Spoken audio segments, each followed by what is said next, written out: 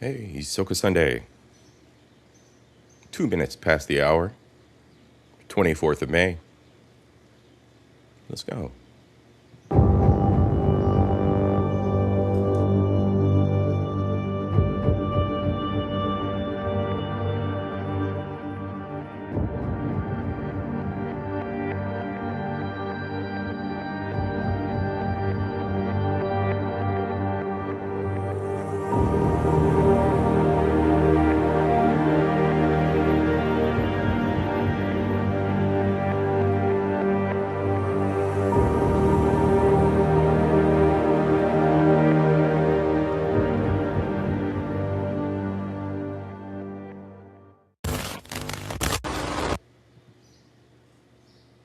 All right. Welcome to the show, everybody. Today we're kicking things off a little different. Let's, what did we do last time? We needed a healing last time. How about a little love this time? Yeah, I think a little love is what we're going to share.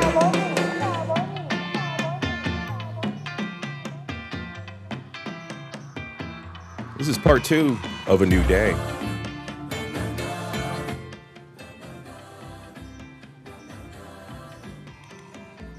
That's right, part 2 of A New Day. Between editing my shows, we got a little bit of bad news from the island. We're going to talk about that.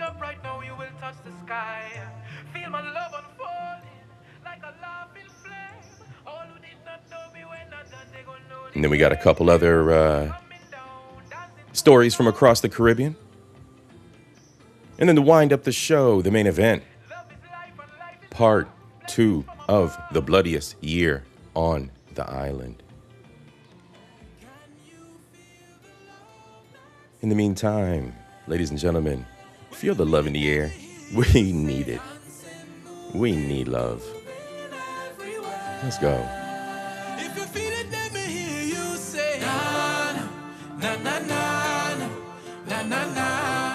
Sing along, y'all.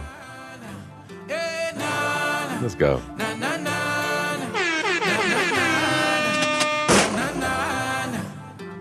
Take me to the river, take me to the sea. Wash over me music, bathe me in your melody. We are such a blessed tribe, sweeter than a million bees. People live 1,000 lives and never feel this free. Million people coming down, dancing to a song. Love is life and life is love, blessings from above. Can you feel the love that's in the air? Well, if you feel it, let me hear you say, dancing, moving everywhere. If you feel it, let me hear you say, na na na na na na na na na na. Eh, na na na na na na na na na na. Na na na na na na na na na. Eh, na na na na na na na na na na. Can you feel the love that's in the air? Dancing, moving everywhere. Can you feel the love that's in the air? Dancing, moving everywhere. Take me to the river, take me to the sea. Wash over me music, wash over me.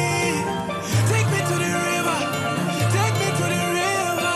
Wash over me music, wash over me. You gotta love it, y'all. You gotta love it. Before we get started, we're going to change the mood a little bit. As mentioned, this is the second episode to my report on crime in the island. A New Day Part 2.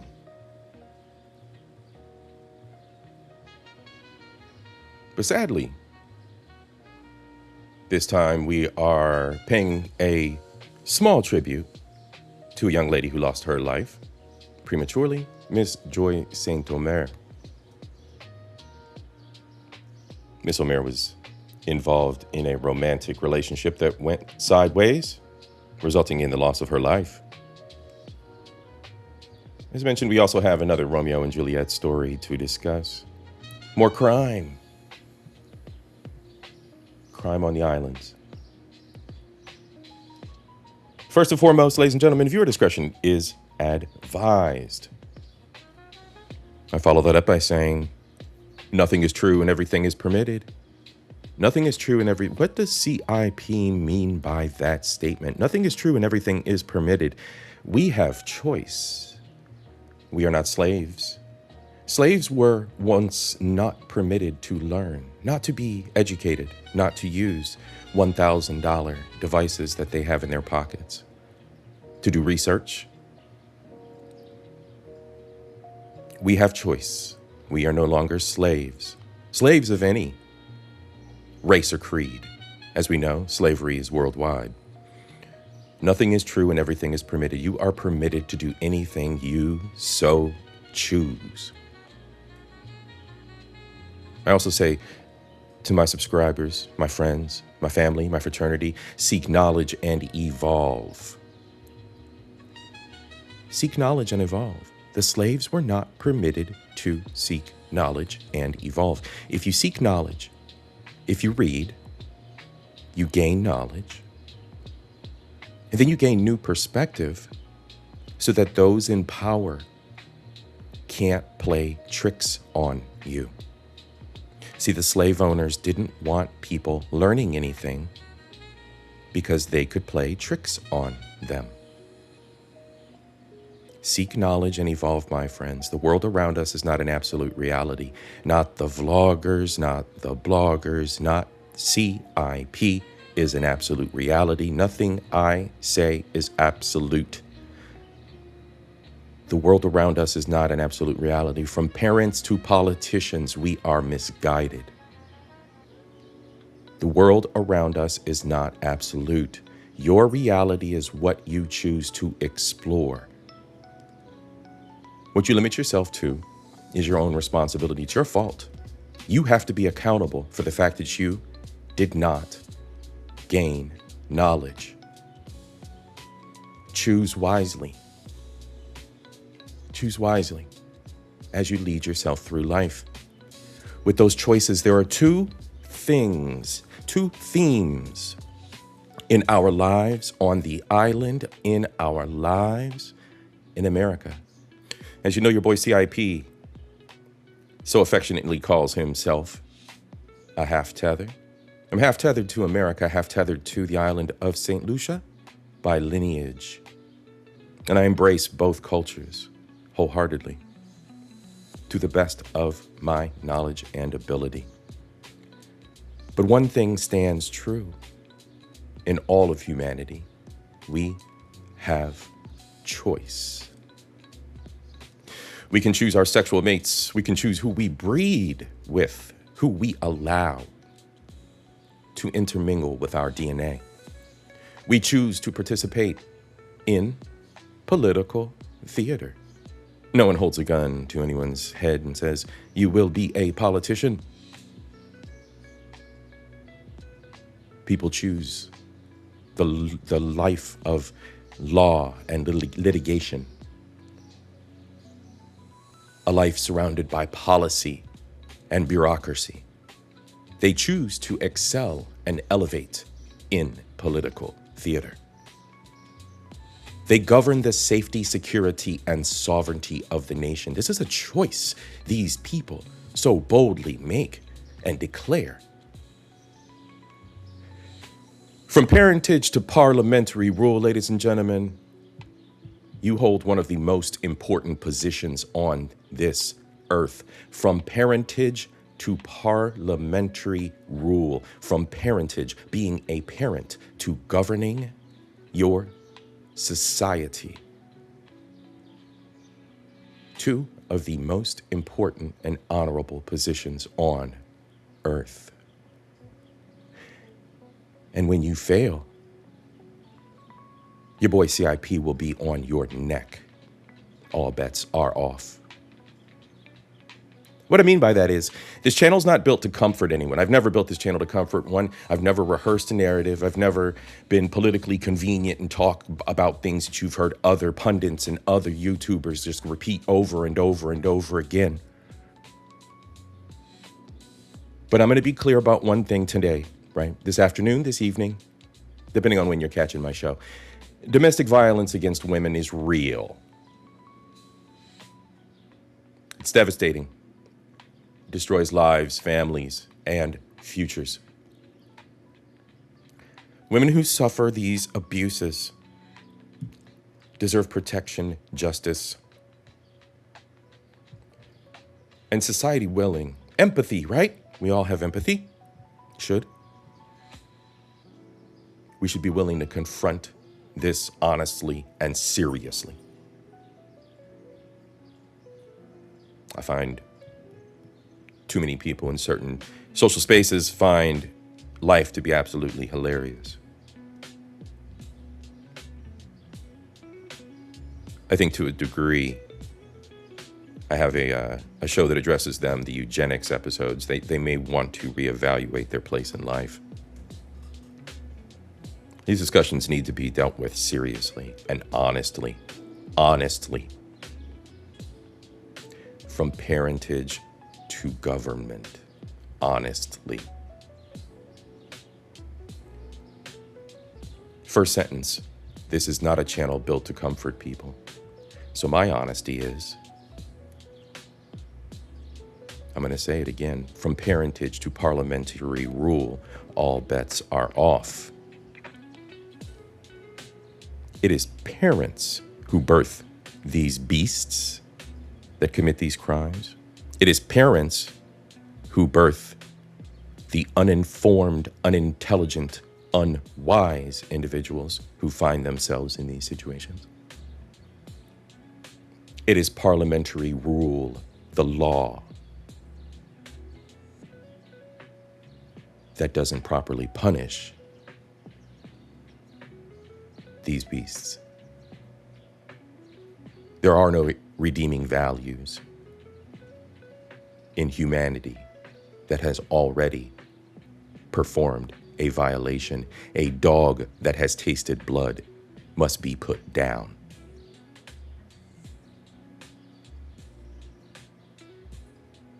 Too often these conversations stop at outrage and accusation. Too often the discussion begins and ends with assumptions that men are the sole source of dysfunction, violence, and social collapse. Y'all know I am not a simple ass man, and I reject that bullshit for the simple fact that it's not true. Not because I lack compassion for the victims we're going to talk about today, but because I know real situations demand deeper look, deeper insight, deeper analysis.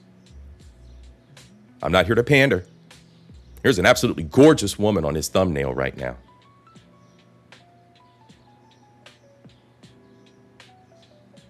Whose life was cut short due to a domestic issue.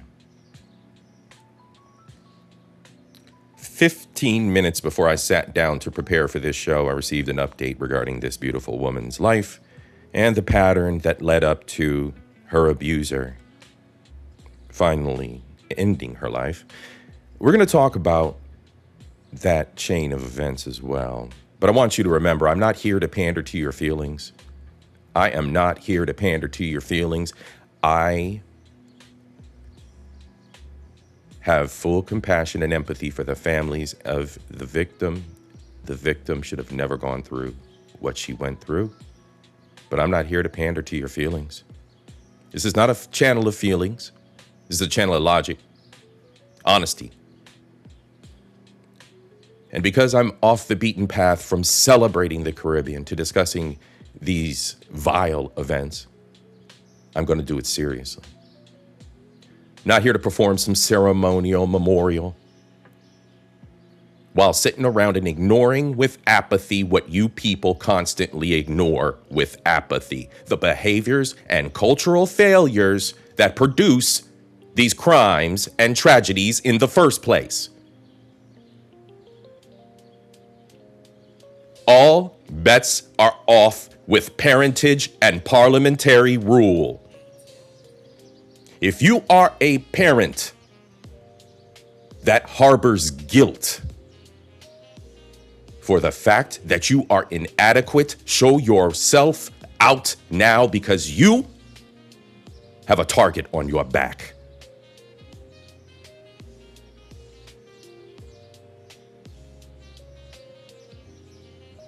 I'm here to share my perspective on the roots of these problems, from the structure of the family to the structure of government, from parentage to parliament, my friends. On this channel, nothing is exempt from scrutiny.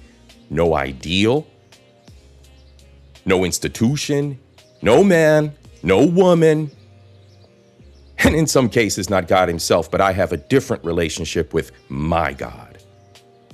I don't know and do not have faith in whatever it is you people believe in. And it shows through your actions. Parentage and parliament. Two of the most unholy and demonic forces on earth. If you came here for comfort today, on this blessed Sunday, you may not find it. But you will have the complications and discussions and honesty that is your boy, CIP.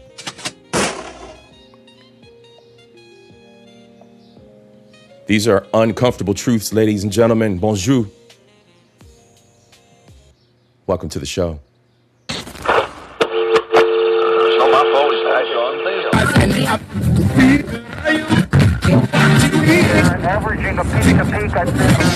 Ever since I was a kid, I've been legit.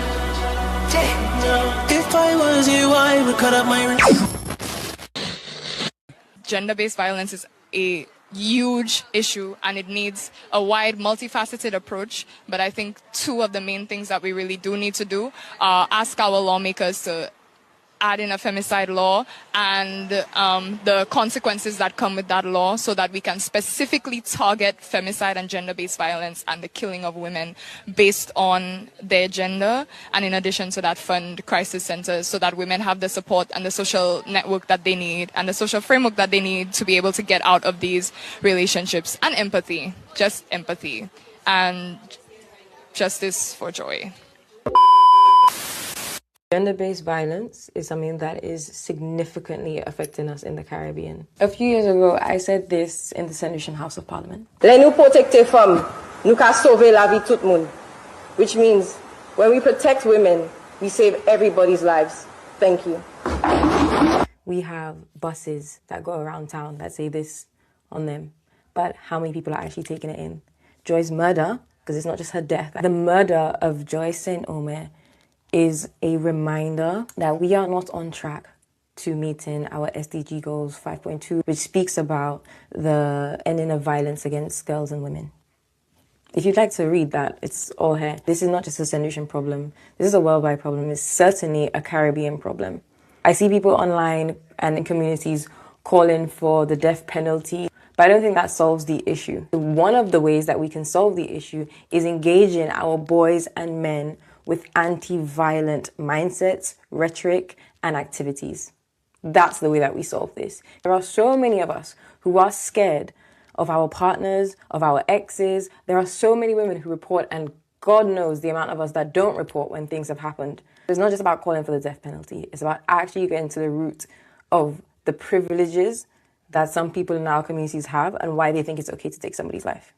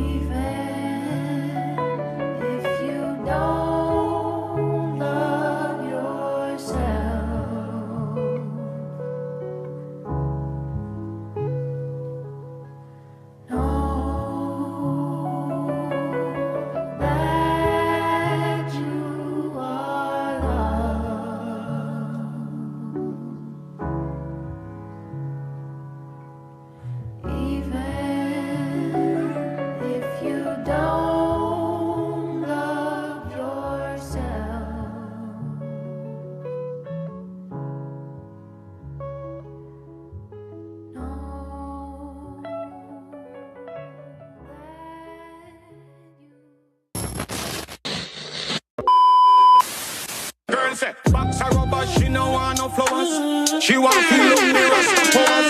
She touch send it to Dr. Howard. She still want be one of the Rasta lovers. Box her rubber, she no want no flowers. She want feel up the Rasta powers. I now realize something. I haven't had a mango for the year. So you telling me mango season will just come and pass me straight? Madness.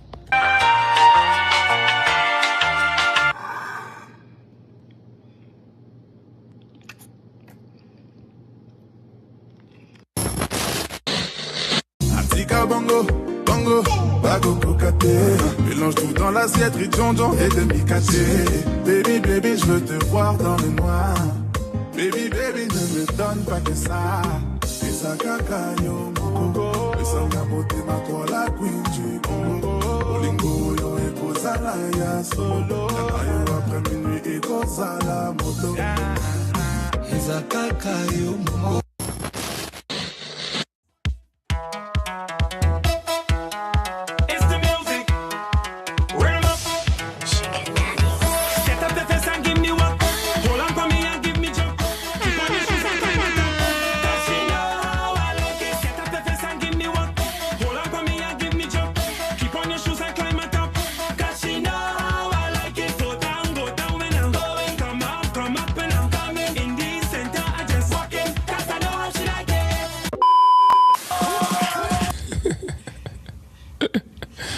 Sensational.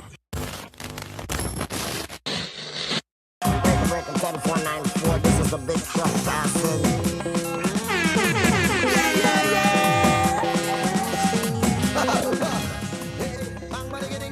DJ Jell. We back, y'all. Let's go. Salutations, salutes, sakafet to all my beautiful people from all corners of the world, y'all.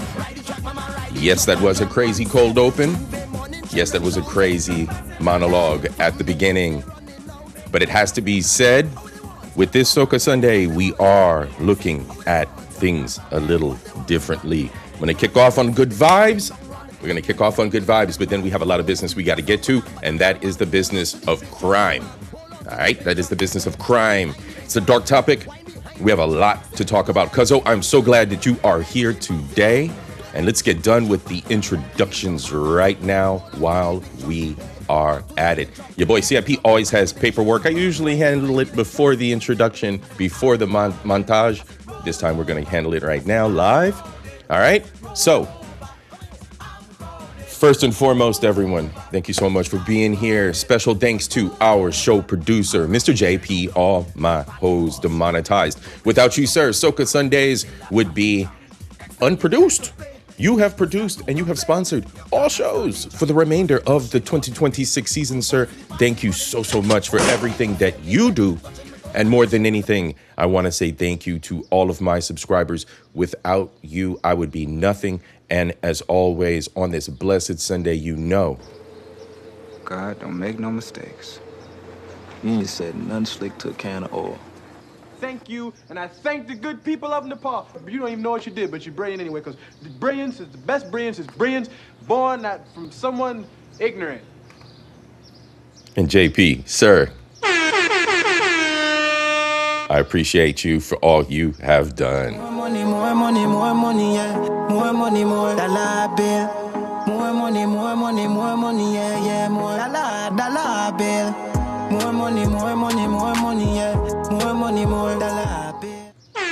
Let's go, let's go, let's go, let's go. All right, so government of St. Lucia News, Blackie 97, Soca Blackie. Yes, Blackie, me and you gotta talk, bro.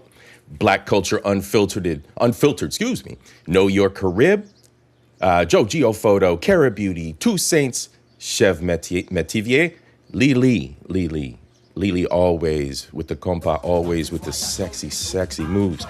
And Zina Bear, as we always know, she will always be around doing her antics.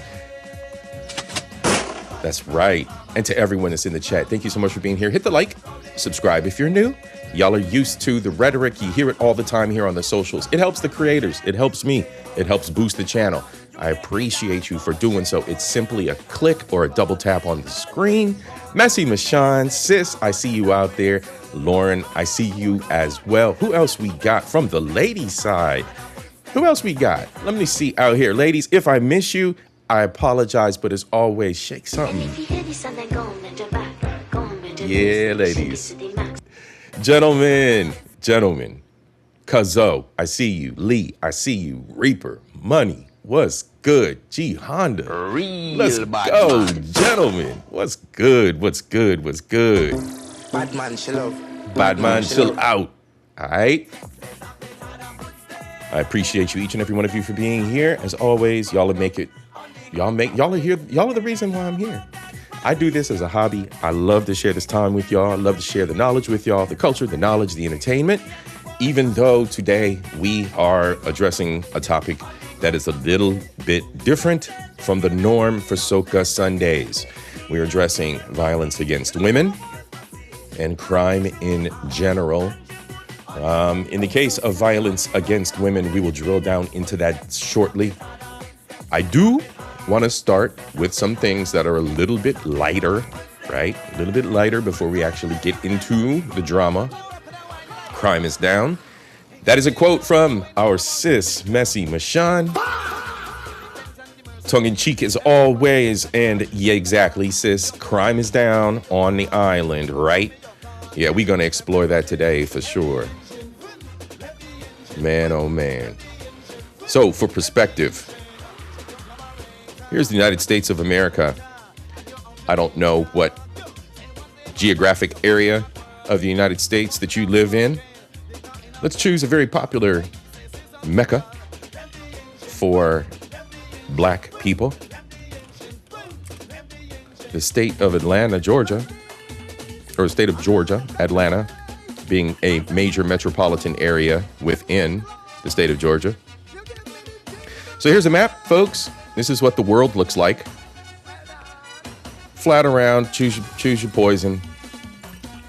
At any rate, this is the United States. This is the country you live in. A lot of people don't know what this looks like.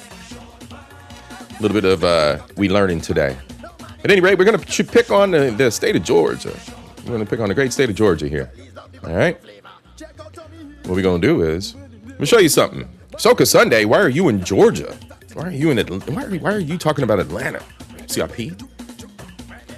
Well, CIP just wants to point out a little bit of perspective. The true size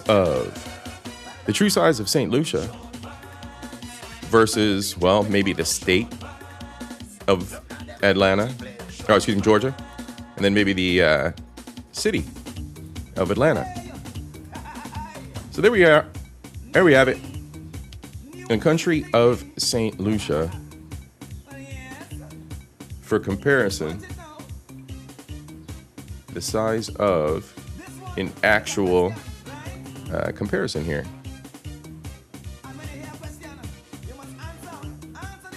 I can't move St. Lucia now because it's stuck. It is so tiny. It is stuck. All right, let's put Georgia back where it belongs. Where's Savannah at? Up there. Yeah, there's Savannah. All right, y'all go over here somewhere like that, right? All right. There's St. Lucia, by comparison. Now, drill down to the city of Atlanta. St. Lucia can fit within the major metropolitan area of Atlanta. The country is so small. I'm from Atlanta. You hear people talking about it, repping it. Geographically, what's the population? Anybody know what the population is of Atlanta?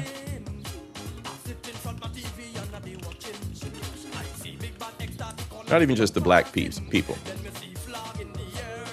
Population of Atlanta is approximately 530,000.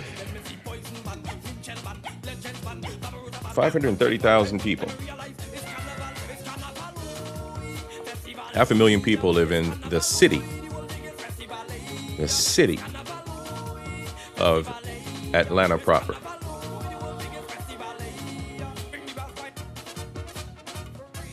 Only 180,000 live on the island of St. Lucia.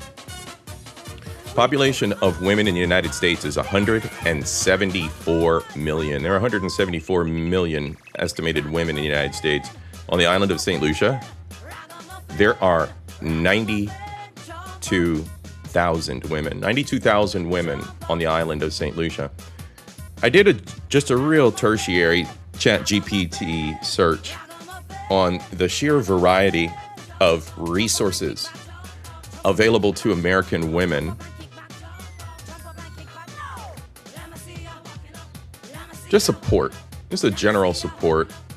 We can explore this further if you'd like to. Please leave a comment below the video if you'd like me to explore this further. If you'd like me to pull additional sources, if you'd like to contribute and provide me with clarity on this. We have crisis and domestic violence support services here in the United States. We have housing and homelessness assistance. I've seen women moved into 3-bedroom homes that were completely paid for here in the United States. Very nice 3-bedroom homes. Legal aid for victim advocacy, healthcare and mental health services.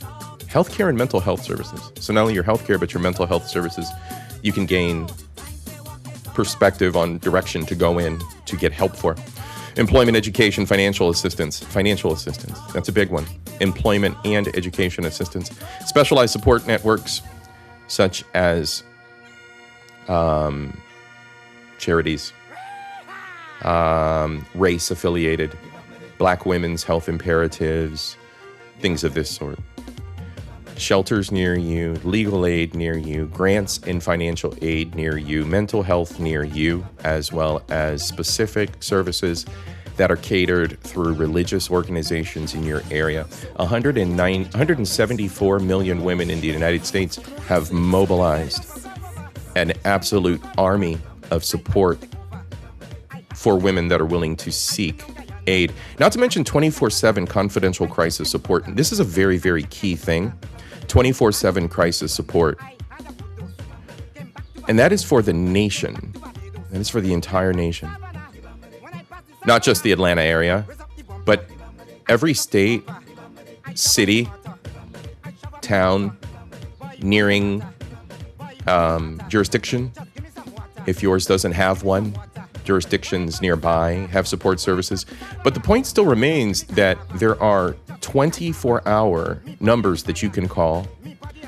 What we don't know, because a lot of us are just the poors, there are services that the extra rich women in the world have that can help them escape violent offenders and situations and disappear, change their names, change their hair color, and you never hear from them again.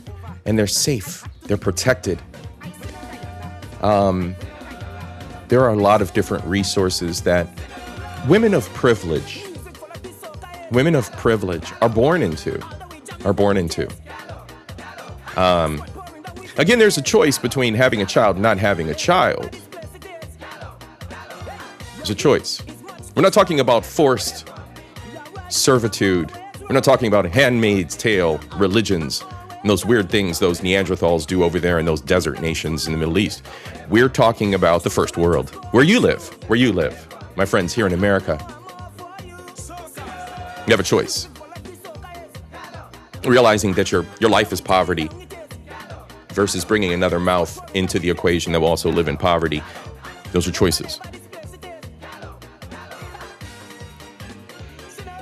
When we look at St. Lucia, domestic violence and crisis support, closed. It's a charity. Crisis center, closed. Charity. Government social services, well, those are only open when the government's open. They have a welfare department, human services department. They have family affairs departments, but they're only open when they're open because they're government offices. What's that, 11 a.m. Eastern Standard Time to maybe 5 p.m. Eastern Standard Time? If you queue up and get in line in time. What other services do we have? What other services they have found here? This is government. Okay, well, there's a gender equality and women's rights department. That's not going to save you 24/7 if you're in the middle of a domestic situation that you need rescued from. Again, this is St. Lucia, ladies and gentlemen. Youth and Girls Empowerment Program. Well, you can feel good and you can gain mental health support and hear a speech about what you're owed as a woman. But when you're in the midst of a crisis, there's no mention of crisis support. Upton Gardens Girls Center, the Girls Center, social services.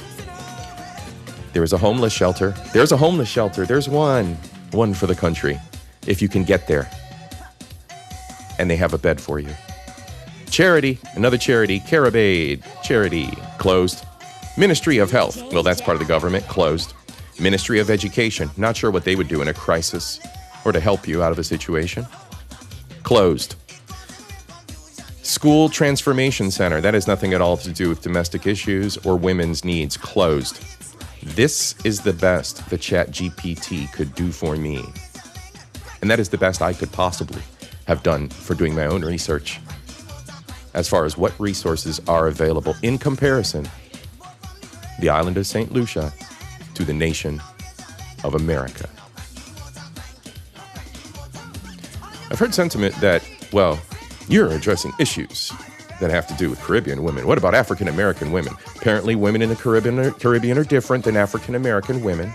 I didn't know that women viewed it as such. But what we are going to talk about today as we get further into these discussions, the fact that women tend to just be the same creature no matter where they are. Same tits, same vaginas, and the same stupid fucking choices. Like I said, we are not here for a memorial. We are here to discuss the honesty behind human behaviors, parentage, we're fucking up as a society. Let's move forward, y'all. I think it's about that time. We're going to stop off in Trinidad. And what we're going to do is we're going to be looking at a little Romeo and Juliet that went down. Crime is on the menu today, folks. Crime is on the menu. This is what we are here for. And let's get into this. So we got a little Romeo and Juliet. Lord only knows what the two have done that led up to the situation. I will tell you in brief where we are with the story, as you have to sort through a bit of the accents from the nation of Trinidad. Let's go. Real bad man. Cuzzo, you out there. I know you is. The island of Trinidad, the accent, and how complicated this story is about to get. This is one of two stories before we get to the main event. The second story being Joy's story, Joy here on the screen, on the far right. It's kind of crazy that my algorithm is actually giving me everything right here. All right, so man and a woman are in a car being pursued by police. The car crashes, hits a wall. As far as the video is concerned, the police unload on the vehicle. The gentleman appears to have his hands out the window. The woman allegedly was armed. The woman is now paralyzed. The man has perished. That is where we are with the story. All right. Romeo and Juliet, Trinidad style. Development tonight in the Joshua Samaru police shooting probe. In a major turn of events, the Director of Public Prosecutions has directed that charges be laid not against the officers, but against Samaru's surviving common law wife, Kia Seeley. Drew Green George has the updated details. The Director of Public Prosecutions has issued a warrant of arrest for Kia Seeley on multiple criminal charges, including manslaughter. The charges stem from the January 20th police-involved shooting that claimed the life of her common-law husband, Joshua Samaru, in St. Augustine. Investigators were directed to proceed with a series of criminal charges arising out of the events which unfolded on that fateful day. The TTPS claims Seeley shot at 3 officers during the incident, which allegedly led to the return fire that killed Samaru. This major shift directly contradicts early public narratives surrounding the case. At this time, however, it is important to note that no one is yet in custody or charged, and thus I cannot give you any further information as to the amount of charges or the nature of the charges until that status quo is resolved. Up to Thursday night, the arrest warrant had not yet been served on Miss Seeley. She remains heavily incapacitated, having been left partially paralyzed from gunshot injuries sustained during the confrontation. Up to 5 minutes before I came downstairs, I called the investigators to get an update to see if I was able to give you more. The status quo remains the same. So when that changes, I will come back to you.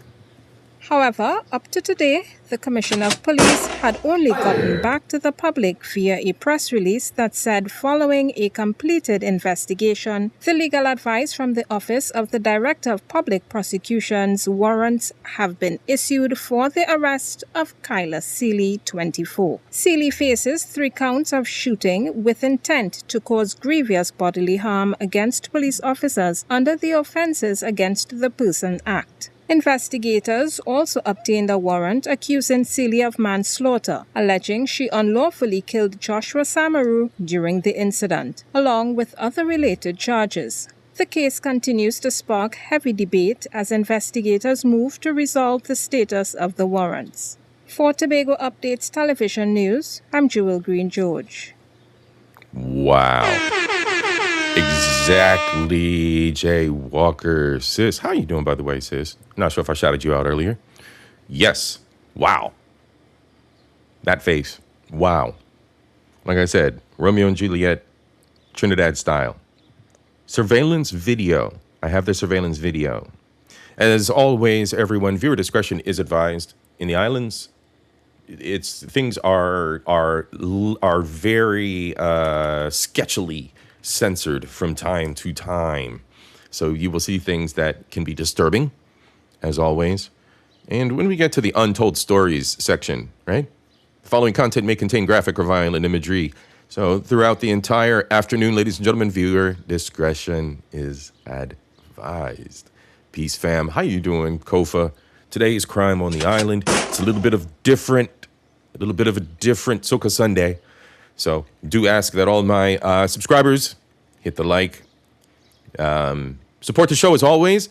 People that are new to the channel, we will return to our regularly scheduled program of celebration. Next week, we're actually going to be talking about the Carnival Queens. We're going to drill down into their lives, find out what makes these lovely, lovely, lovely young ladies so resilient, so gorgeous. We're going to deconstruct the Carnival Queens, y'all. We're going to deconstruct the Carnival Queens. We're going to have some fun. Excuse me while I take a sip.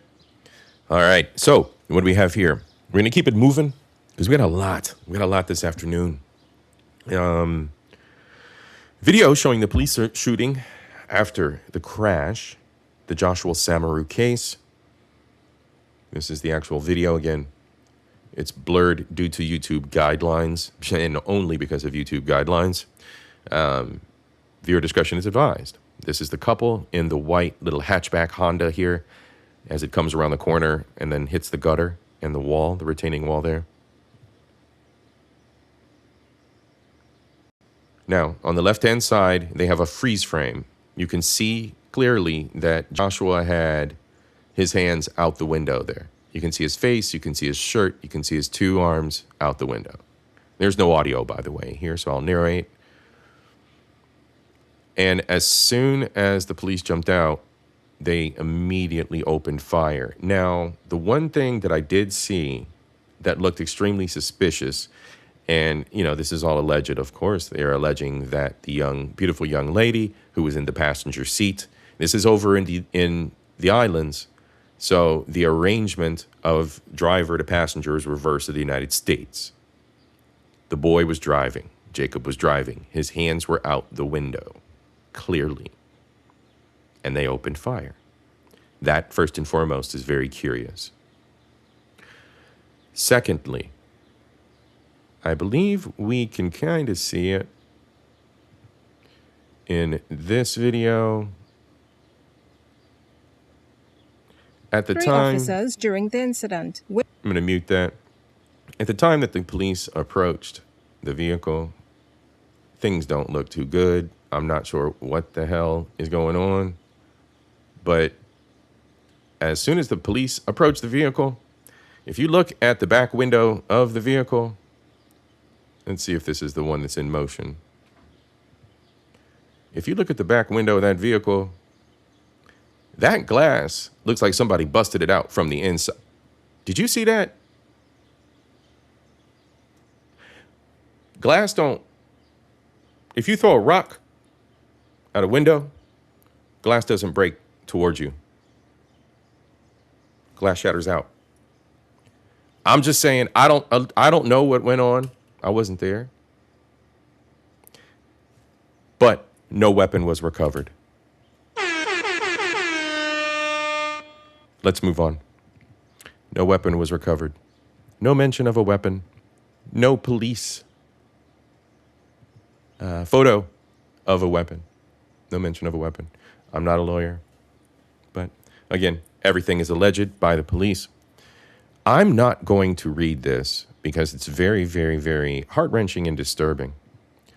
But the young lady has dropped her own perspective on what has happened from her side of the story. It's very, very graphic in nature. It tells moment by moment what she was going through. One of the details that stood out in my mind was there was no ambulance services after they were shot in the vehicle. They simply pulled their bodies out of the car, threw them in the back of an SUV, and then took them to the hospital. She was laying on top of his body, watching him die. She was paralyzed. So she was trapped in her own body, watching him die, laying on top of his body in the back of an SUV, like cattle. In the end here, she says, "My name is Kaya Seeley. I am a mother. I am a believer in Christ. I attended St. Catherine's Girls Anglican School for my primary education. And then I passed for Bishop Anstrey High School. After that, my mother invested in my hairstyling talents, where I successfully acquired my internationally recognized license. So forth and so on. My peers know me as a hardworking young woman, built an honest life through hairstyling and beauty services from my teenage years. I'm not a gangster. I've never been in trouble with the law. I have only ever seen a gun on security police officers. Never held one in my life. Never had a friend or family member introduce me to a gun in my environment." All right. Her words. This is not entertainment for me. This is not loss of job. This is not loss of some high-ranking position. This is loss of my life. Joshua had his hands out the window. Our 5-year-old daughter was expecting us to pick her up from school as the car seat was already in the vehicle. My pain is never ending. All right. So there is the statement as stated. I put the link to her IG in the chat. Feel free to check it out and read for yourself as we follow, as the story is continuing to develop, because she is currently paralyzed, is currently, I do believe, offshore. So she's not on the island of Trinidad. She may be somewhere else seeking therapy so that she can recover from being paralyzed from the gunshot. However, she is now being accused by the government of the slaying of her boyfriend and the potential endangering the life of a peace officer due to the events. Shout out Trini. Shout out Trinidad. All right. We moving on, y'all. Now we getting into the domestic side of the discussion. As I mentioned in my monologue, that violence against women is too often set at outrage and accusation. Too often, the discussion begins and ends with assumptions that are solely focused on male behavior, what they consume, how they react to situations, how they react to women in all of their lewdness or rudeness or bad behavior, with no accountability being placed on the women. And we immediately focus that always back on the men. Again, this is because I don't subscribe to narratives and bullshit talking points. It's not because I don't have compassion for victims. It's not that I don't feel sorrow. It's not that my heart doesn't ache at the sight of the loss of life. But I'm being real here and talking about real solutions, and I'm being honest about it as we go along. I'm not going to bullshit you, wear a mask, because I want you to feel some kind of way. We're going to talk about the truths behind these situations. I'm not going to solve all the problems of the world, but today we're going to be talking about the island of St. Lucia, a place that should be revered as beautiful, as full of life, culture, talent, energy. My source of life. My source of life. But also a place wrestling with the disgusting and uncomfortable contradiction of violence.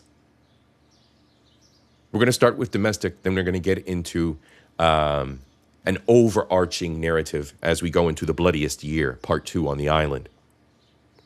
Because violence continues to rise.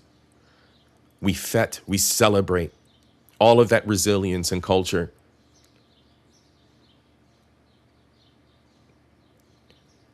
Communities continue to feel unsafe. Our women continue to feel unsafe. Again, St. Lucia, 94,000 women on the island.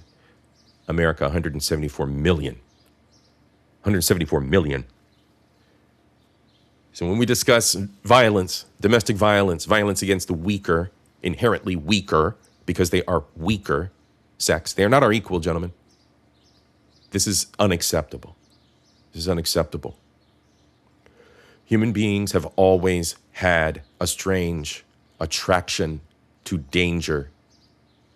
Women love their sweet, sweet wines and sugar habits of chocolate, excitement, party, fete, the next best thing. What's the neighbor doing out the window? What can I be curious about? Always in someone's business. We know how women operate, gentlemen. Psychologists, sociologists, behavioral people, all studying this for decades.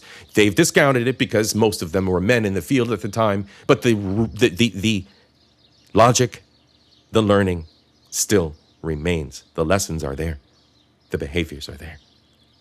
People will knowingly place themselves in environments of extreme danger with relationship and social systems around them that will repeatedly harm them. Repeatedly harm them. Especially when they're stimulated by the environment. Especially when they're stimulated by the environment. You want to feel hard? You want to feel like you a boss man? You go hang with the thugs. You want to feel like someone validates you? And someone's going to think that your little hair and your little eyelashes are pretty? You go hang with your little girlies to get that validation, and then you one-up it and you go hang with the boss man to go get your little validation and your little pussy wet. The excitement, the validation, the escape. This is relationships 101. This is politics 101. The glazing of politicians. Politicians sucking each other off all day long to get favors. Big businesses sucking politicians off all day long. I'm in business myself. I know how it works. The thing, my listeners, is that the rabbit has the gun now. I was being hunted. I am now smarter. I've got the gun. I've been watching you. I've been watching the parents. I've been watching the politicians. Both of you. The parents and the politicians. You create as politicians. You stay as people in relationships, in toxic situations because of familiarity and because it feels safer than doing the right thing because you are going to gain enemies, because there's uncertainty behind it, because leaving behind what's familiar will disappoint other people. You will risk yourself. Communities normalize dysfunction because adaptation is easier than confrontation. Societies continue down the dangerous path, down the dangerous patterns, because this is all routine. We've become apathetic to crime. We become apathetic to bad families. Yeah. We all know Ray down the street got a problem. That's his mama's problem. We know he ain't right in the head.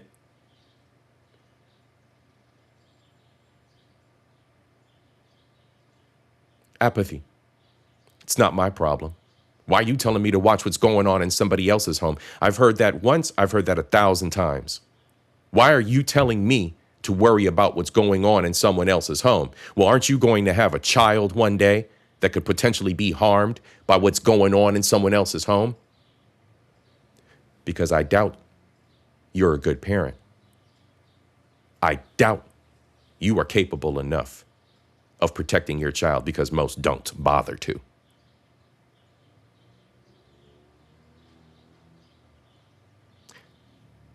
Let's move forward with the story of what happened with Joy.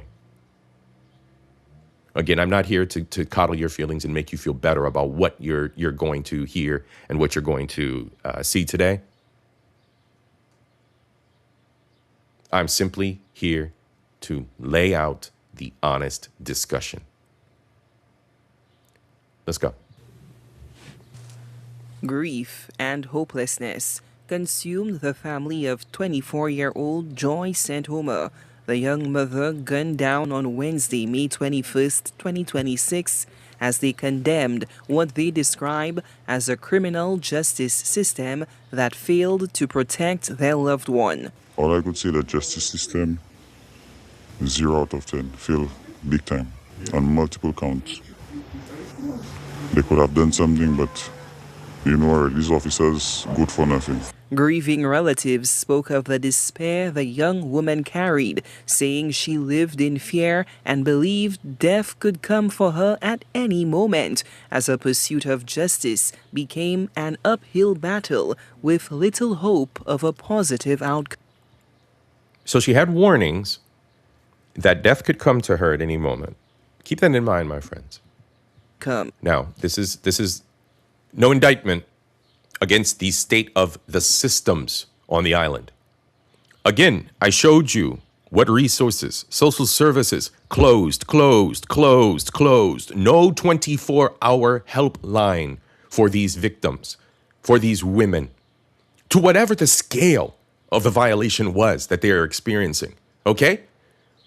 Stateside victims who love to attach themselves to victimhood and victim stories, think about your own violation and what happened to you and what went on that you relish in, that you watch all the Lifetime original abuse stories about over and over and over and over and over again to relive it, okay? So think about the depth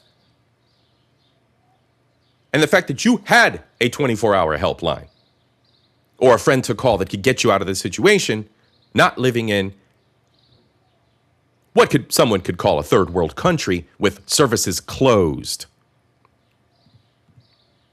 Multiple times to a point where she didn't even want to go to the police anymore because she basically thought she was just wasting her time. And I understood how she felt, because I would have felt the same.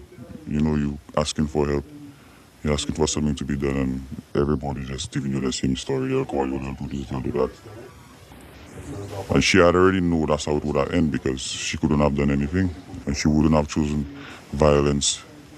We wouldn't even consider retaliating, because we don't believe in these things. The brother of the deceased, while placing his faith in a higher power, denounced violence and retaliation, instead drawing attention to the years of abuse his sister endured and her repeated attempts to seek protection from an unrelenting abuser. That happened in years, my girl. The years since before me came to St. Lucia, that threats, multiple threats for years that going on. So they got the information, the threats, everything. And she knew it would have ended like that because, like I said, justice system failed her.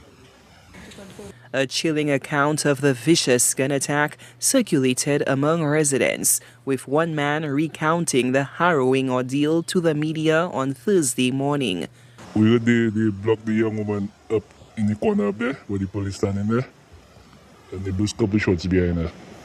And apparently she tried to escape, but she ended up making it under the trees there, and then they end up giving her more shots there, and the perpetrator ran away. For the concerned citizen, the blame fell squarely on the perpetrator, noting the realities of the complex nature of crime and justice. They have to leave the minds of the young men in St. Lucia. Because everybody really wants to have a gun now. It's them that in charge. So basically, you cannot even stop bringing guns. Because when you really watch it, they have all sorts of ways to bring it in. So what can you do? Is the police that just have to try and deal as the best as they can.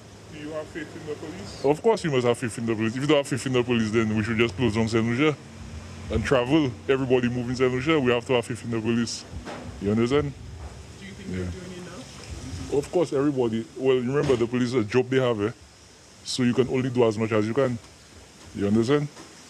Yeah. What do you think? All right, my boy, the first mistake you're making is having faith in another human being.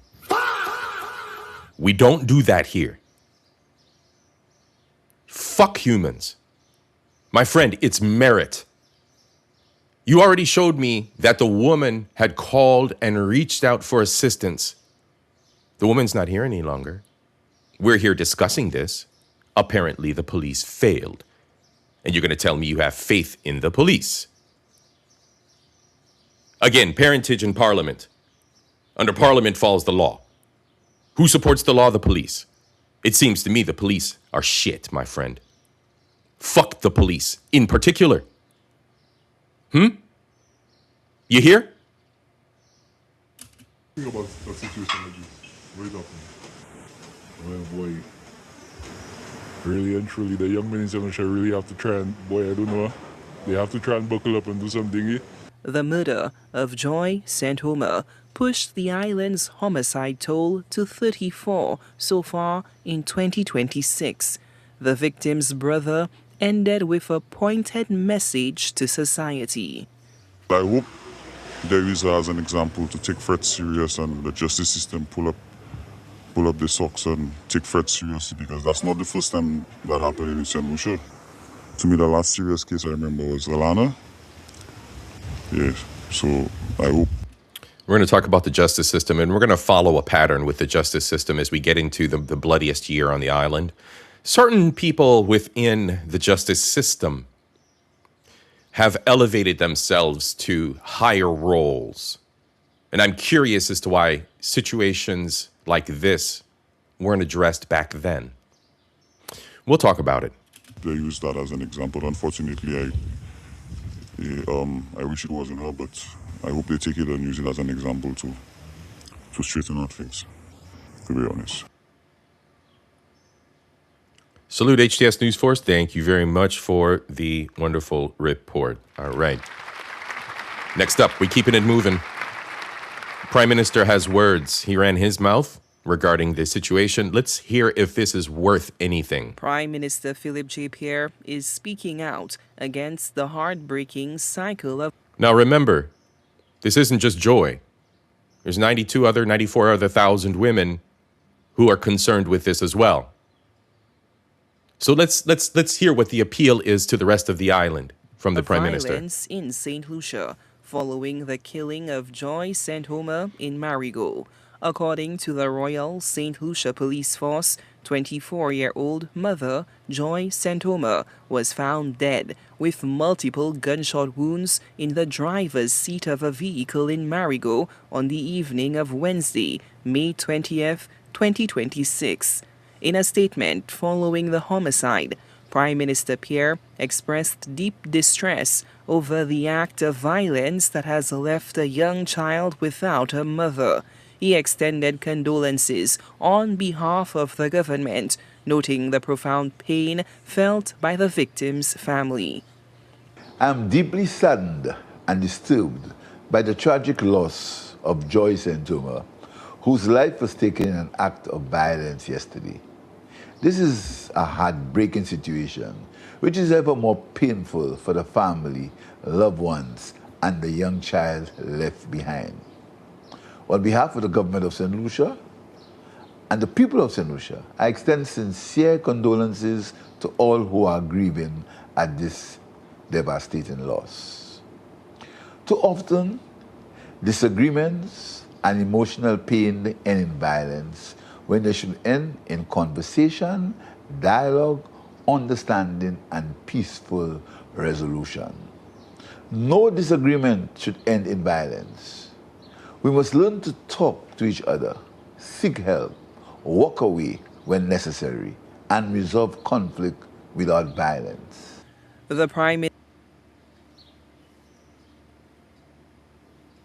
My mic is not muted.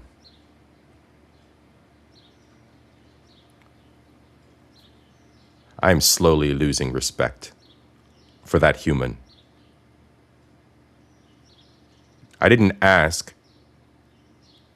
The nation didn't ask for a motivational speech, the likes of which a priest could pull from their ass. Lead the fucking country.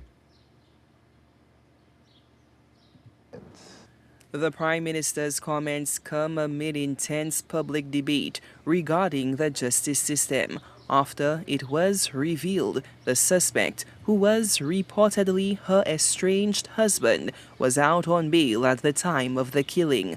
While acknowledging the independence of the courts, the Prime Minister suggested that those in power must not be blind to the current social climate.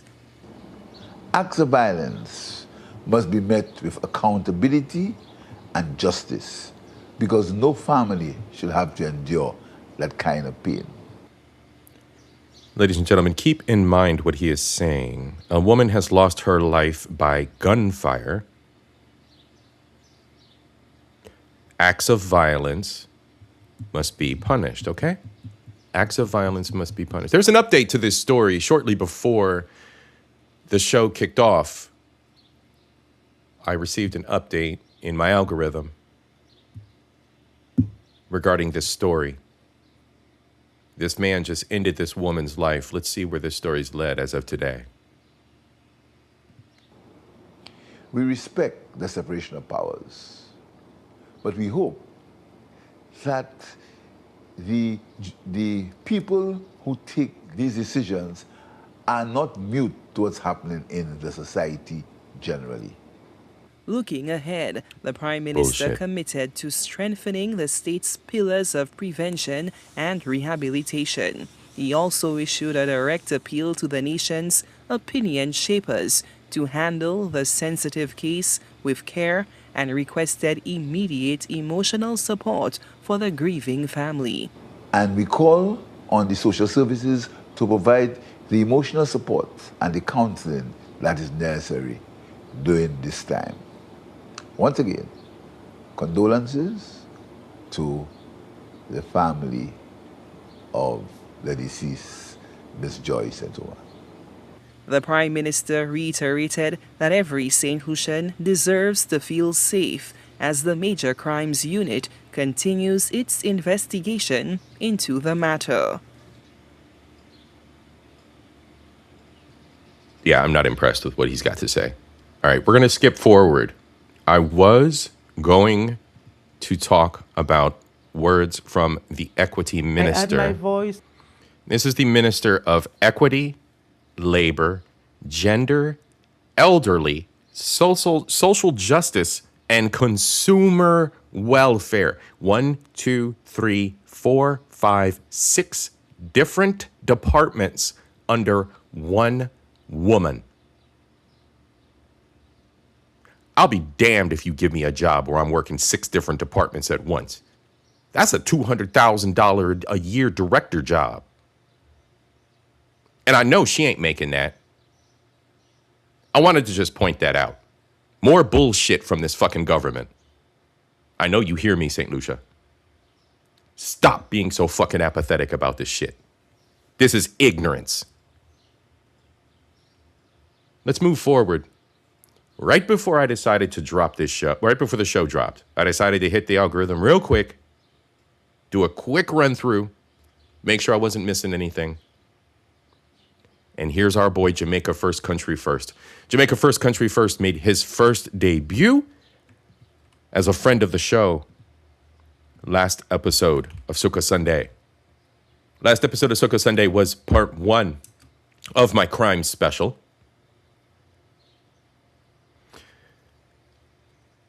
He provides us with underground knowledge, insight, and rumors. A lot of this is alleged. A lot of this isn't. A lot of this is just people telling the truth. Honesty.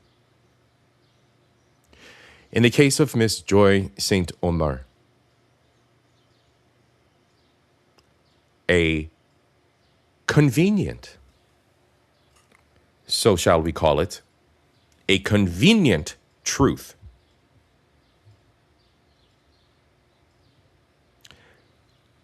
has pissed me the fuck off about Miss Joy St. Omer. Oh no, the crowd says. Yes, oh yes, there's more about Miss Joy St. Omer. I tried to speak on this earlier, and I certainly hope you heard my words because I spoke it very clearly. Too often these conversations are outrage and accusation. I know the blame falls upon the government.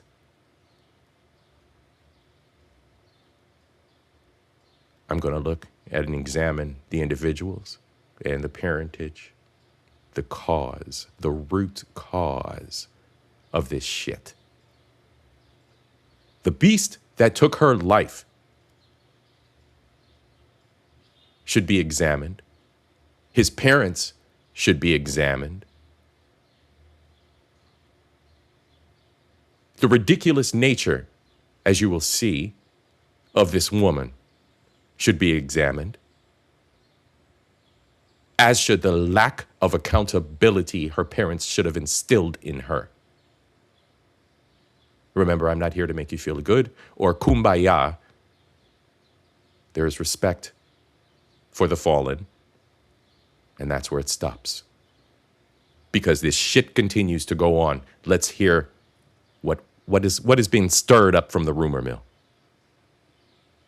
Again, our boy Jamaica First Country First has a very thick accent. You should be able to figure out what's being said. To understand that we as a nation will no longer tolerate this. Look at that picture right there. The St. Lucia man, them have no respect for women. Them treat women like doormats. And this is the honest truth. Watch this video and see what I'm talking about. The facts is there. The Minister of Silence was quiet, but the street did a scream, yo, Killer Miller in custody. But guess what? You won't believe what happened. Me ear said the High Court considering to give this man bail. Did you hear that? Yo, Killer Miller in custody. But guess what? You won't believe what happened. Me ear said the High Court considering to give this man bail. May I ask the people then, if any judge give this pussy Killer Miller bail, enough to protest, enough to get up and go down to the courthouse and protest. It's your right as a... Rumor has it, they are considering releasing the man on bail. Now, not only after he took her life, but after the complaints, the beatings, everything else that's transpired before, that she has built the case against this man on. he is now potentially, allegedly, possibly going to be released for bail, on bail. Go down to the courthouse and protest. It's your right as a citizen. You understand? And any judge will give that boy the bail on a big pussy hole. Now, as for the police and the judges, it's time to take things serious. You understand?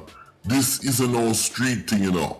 This is a betrayal. This is a betrayal on us as citizens. Yes. In this society. Agreed. And if this happened to this young lady, and one heap of other things happen to other young lady like Riley and other ladies, Alana, and let's not forget about Cassie, and the list goes on and on.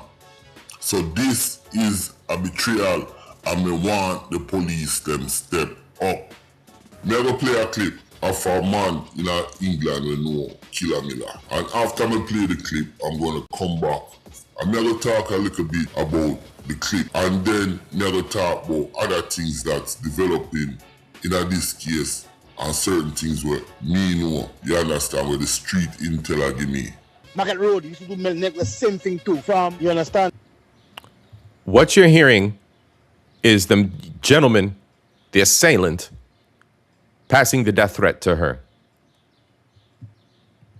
Was going to school.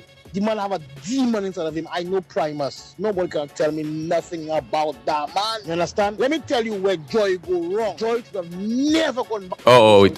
I'm sorry. This is a different video. I've watched too many of these videos regarding this. There was a video of the voicemail messages that he was leaving for her. I don't think it's on this. I think it was a news report. This is another gentleman talking about the gentleman. This is one guy talking about the murderer, the leader. After the army kicked him out for abusing her, she should have stayed here and get her papers here and let Primus rotten out. Primus, same thing. All right. You understand? So this is a gentleman in England.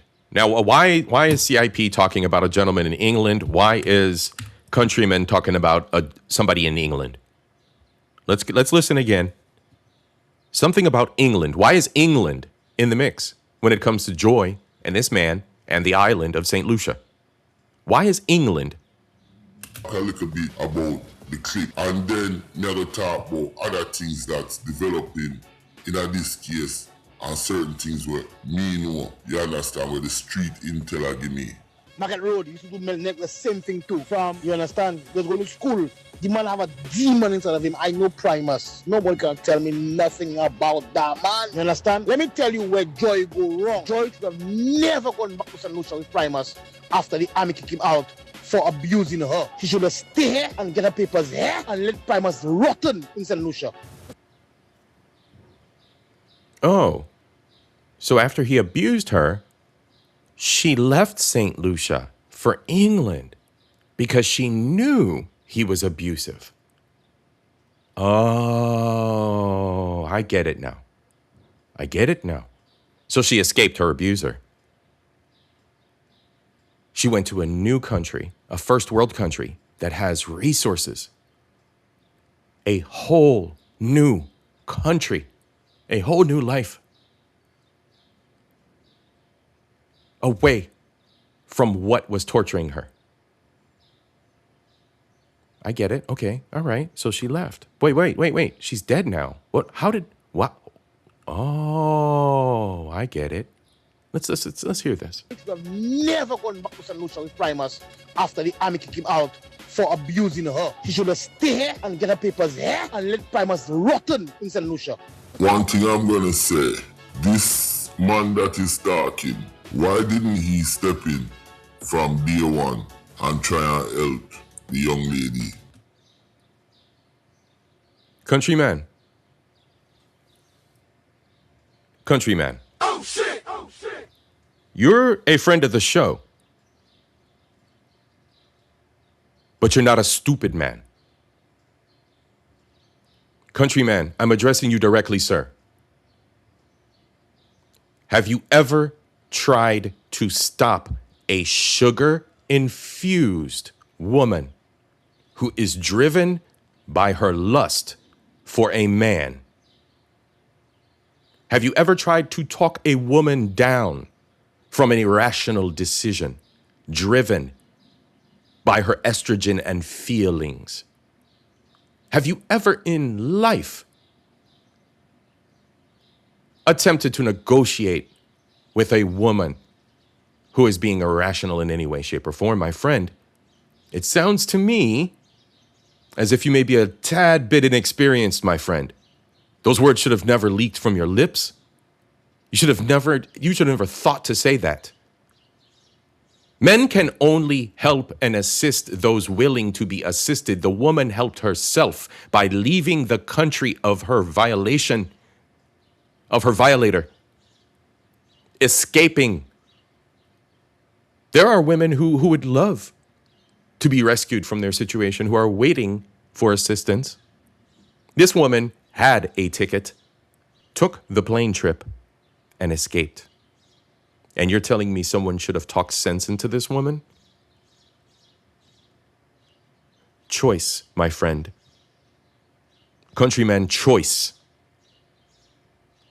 This woman made an intelligent choice of her own.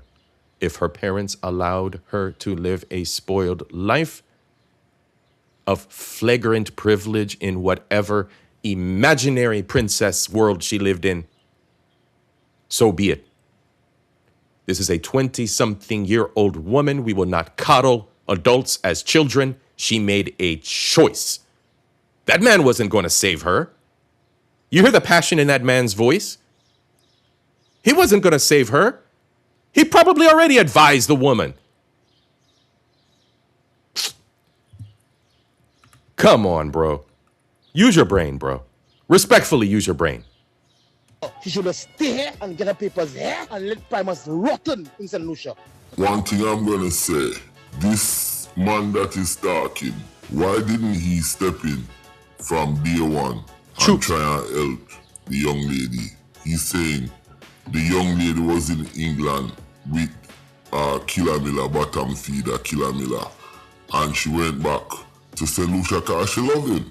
You understand? Ain't nothing wrong with that. You are a spineless individual to be talking. That's fucked up, bro. I'm losing respect now, man. I listened to this earlier. Maybe I didn't hear this, bro. I'm losing respect from you. It's okay, you say. You trying to simp? I don't understand that it's okay for women to put themselves back in situations of abject danger and abuse because they're in love? What am I hearing here now, man?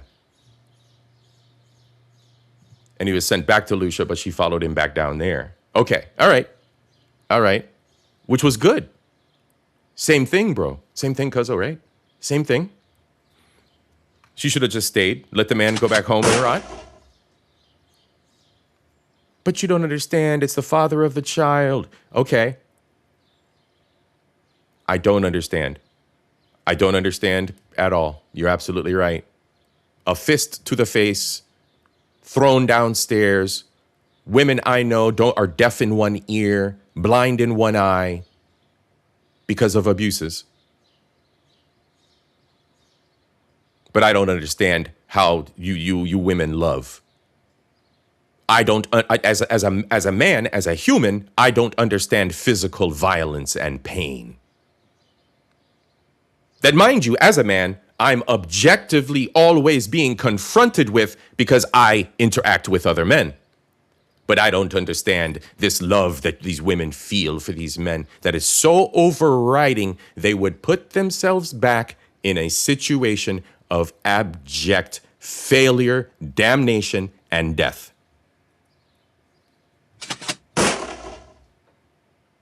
Countryman, figure out what you were trying to say, man. Figure out what you were trying to honestly, what message you were honestly trying to convey, my friend. You support women just throwing themselves back. It's okay. How passive and pussy you sound, man. Bro, fix your thoughts process, bro.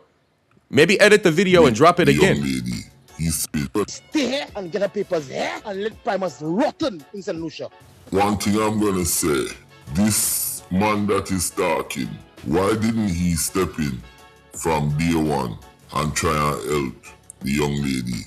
He's saying the young lady was in England with Killer Miller, bottom feeder Killer Miller. Okay, yes. And she went back to Yes. St. Lucia because she loved him. You understand? Ain't nothing wrong with that. But let me tell you what something is wrong with. This pussy, Killer Miller, he has been cheating on Joy with one of her friends. You understand? If you guys remember in the tape conversation that Joy taped Killer Miller, she even mentioned something to that, but she never came out and said it. But this boy was sleeping with one of her friends, and because of that, that caused the relationship. Plus, he was very abusive, as you guys can see. But my thing is, you know, the boy are one real pussy, you know. And none of this is surprising either, because stateside, it's the same thing. You know, everybody would like to have this big line of division that we're not supporting one another, and these women get more attention than those women get more attention than the other women get more attention, when all the women are doing the same dumb shit. Just unbridled sugar consumption and dick. He's out here fucking the best friend, so she's obviously a whore. So you got the whore, the idiot, and the deleter. No sympathy now. Again, rest in peace. But for the lives that you lived that led up to your demise, no sympathy. Sympathy's out the window. Young people, take heed, learn from these lessons. Old people that want to make excuses, go fuck yourself. Your apathy is no longer welcome here. Your excuses are no longer welcome here. Hiding behind your preacher is no longer welcome here. You have agency over yourself and your fucking families. Execute it. You have agency over your own bodies, male or female. Execute it and stop being bastard makers. Your children that turn out like this nigga here are not appreciated in the world. These beasts, these bastards from your loins, should have never existed and have no redeeming value on the earth. Fuck you to hell and damnation for thinking otherwise and hiding behind spirituality for fuckery and apathy. Friend, family, or fraternity, subscriber, or enemy. I'm spitting real. I don't care. Fuck these beasts. Fuck the parents that give birth to them.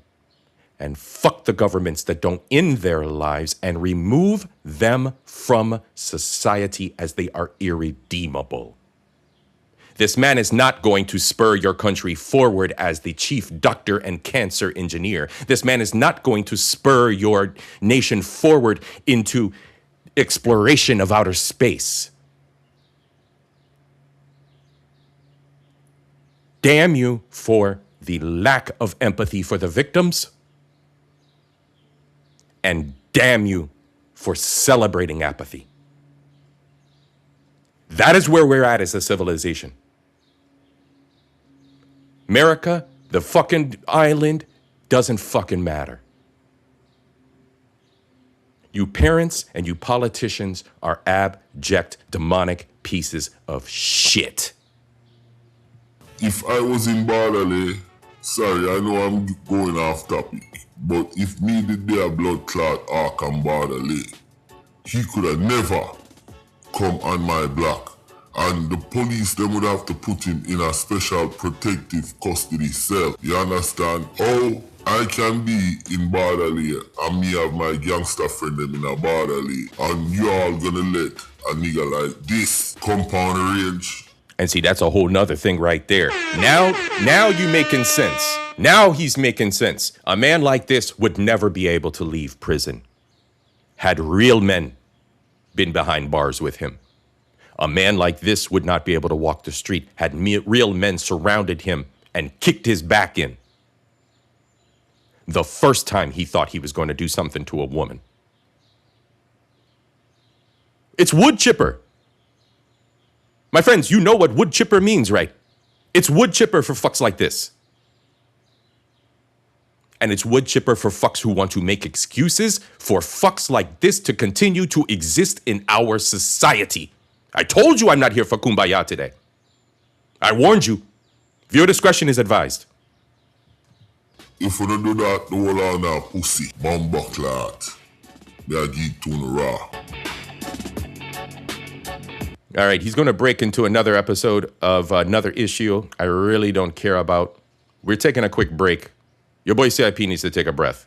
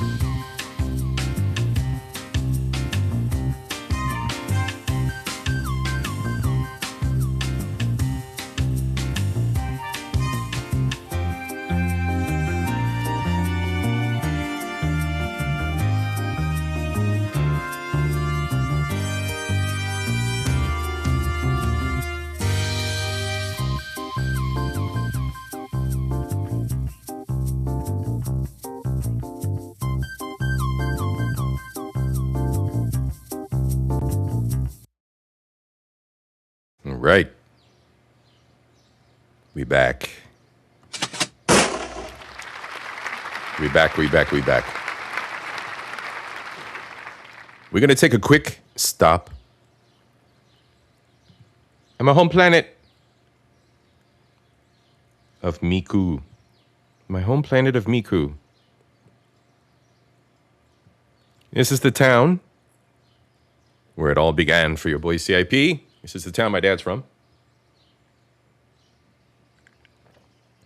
Oh, the whole parentage. My granddad, grandmother settled in Mikud, built their house, and spawned the Rosaries. All the aunts and uncles, daddy. 12 or so of them, as is the legend. Island men have multiple families, so God only knows how many women my grandfather had in his pocket. But this is a new interesting piece regarding crime. Police did a little bit of outreach with the community, and because this is my home planet of Mikud, I was curious who would be attending the it's more or less a community city hall type meeting for the village. I was wondering who would attend from the village, and lo and behold, there were some familiar faces. I was absolutely elated. So a little bit of a change in the news, even though it's crime related. Let's see what the police are doing as far as outreach in each one of the villages. Well, the village that matters today Mikud, my village. All right, let's go. Amid a push to restore confidence in local law enforcement, police leadership in the 7th district of Miku is hitting the pavement. Command staff moved out of the station house and 1 little, 2 little, 3 little family members. I see my family members. Right here, this beautiful little lady, the little teeny one with the braids, and her husband. I love it. I know this gentleman over here. I love it. I absolutely love it. into the community halls Monday night, aiming to give local citizens a direct seat at the table when it comes to tackling crime. The reason why we have this meeting today is to strengthen the trust. We want persons to believe that the Mikud police can assist them in whatever issue that they're having, that they can build the trust that existed, that we want to bring it back. We want to promote transparency. We want persons to believe that whatever the police do, or whatever the police perform their duty, they are fair in whatever action that they take. We want to build collaborative partnership. Okay, we believe in addressing the safety concerns of the community. We want the community to tell us what is it that they want the police to do for them. What are we doing that they want us to improve on, and what that we are presently not doing that they would like us to do and assist in the fight against crime. The strategic shift comes at a critical time. Senior leadership acknowledges that addressing regional safety concerns That's my auntie and that's her husband. I love them.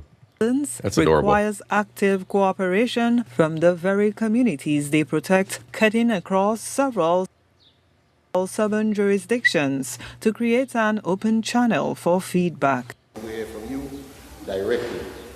Your concerns, your suggestions, your ideas for improving safety, security, and quality of life within our district.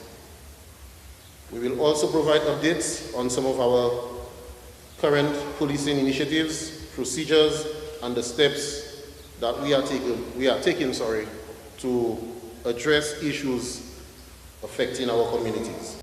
For those living in the heart of the district, Monday's face-to-face dialogue was a welcome sight. Many feel that bridging the gap between neighborhoods and patrolling officers is an essential, overdue step toward resolving local grievances. I am thrilled that the police have decided to meet the community. I think this is something long awaited. Yes. So I am hoping that the outcome of the meeting will have fruitful discussion to see how the police and the community can work together to probably alleviate some of the problems and the issues that the community is experiencing. That sentiment was echoed across the village, where residents noted that public transparency is key to moving past previous friction and building a unified front against criminal activity. Well, it's happening now, but it's something that should have happened a long time ago. And there have been some serious, a series of reports against the police. And I do think the police has taken this into consideration, and that may be one of the main reasons for coming out and meeting the society in order to pledge their support and receive the society's support, and to come together and to be able to mend the difference and the space between the police and the community. As the Town Hall series continues to roll out across the region this month, law enforcement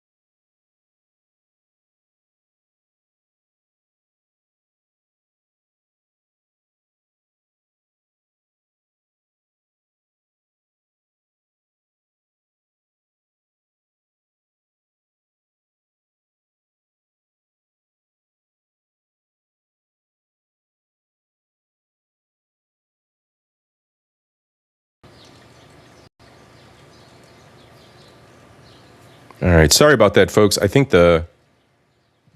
we had a glitch. The browser crashed, or maybe Restream crashed. So I apologize for that one. I think we're back. Let me get a 1 in the chat, you guys. Thank you so much. My producer did hit me up and let me know that things were down. We back? That was right at the end of the news break there, by the way. So shout out to HTS News Force for following up on what's going on the island, in the communities, right? In the communities. Outreach from the police, outreach from the authorities, outreach from the politicians in the proper manner, showing that progress will be made expeditiously is what your boy CIP looks for. All right? All right, thanks so much, you guys. Sorry about the disruption. You guys know how it is with StreamYard and Restream. And we're pulling a long one today, y'all. Pause. It's going to be a good afternoon. We got an hour to go in the pipe right now. All right? We got one more to go. This is the main event, ladies and gentlemen. This is why we are here. This is part 2 of Untold Stories. Untold Stories. 1 second here. I'm going to drop the link in the chat because we're going to be coming back to Untold Stories as always. This is our second this is our second visit, our second time around exploring Untold Stories and all of the documentaries, the series that he's created regarding the island. Now, I want to thank everybody very, very much for being here. All right.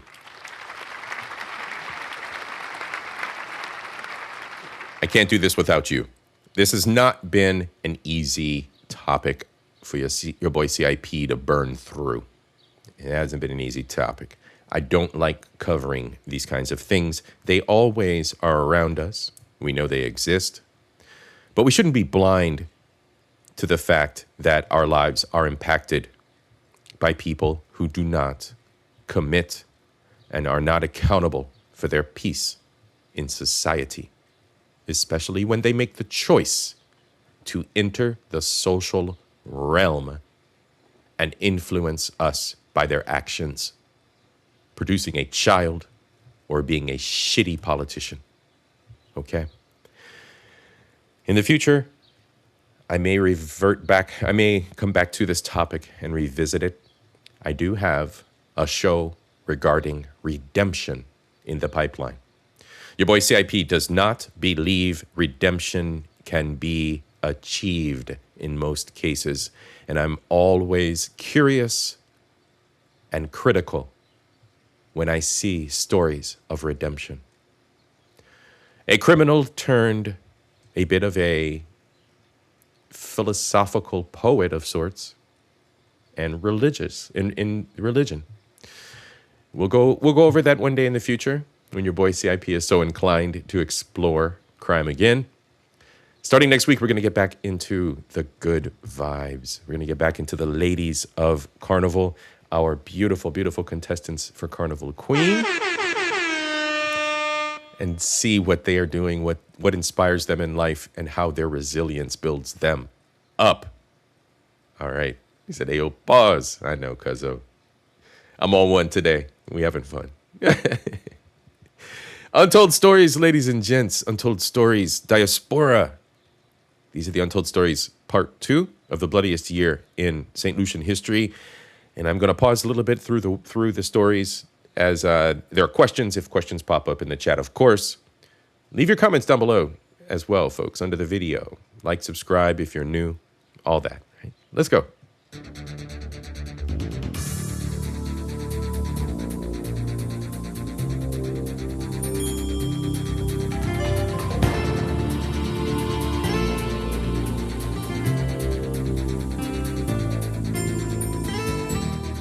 Parentage in politics, folks. Parentage in politics. Keep it in mind every step of the way as we go through these stories. Viewer discretion is advised. Viewer discretion is advised. St. Kitts and Nevis had the highest murder rate per capita in the world in 2023, according to Statistica.com. What if I told you that St. Lucia had the third highest murder rate in the entire Caribbean, and more people are killed here per capita annually than in Trinidad and Tobago? Some key questions would arise out of these two staggering facts. Who are the perpetrators of these crimes? What underlying factors have fueled such an alarming surge in violence over the past 5 years?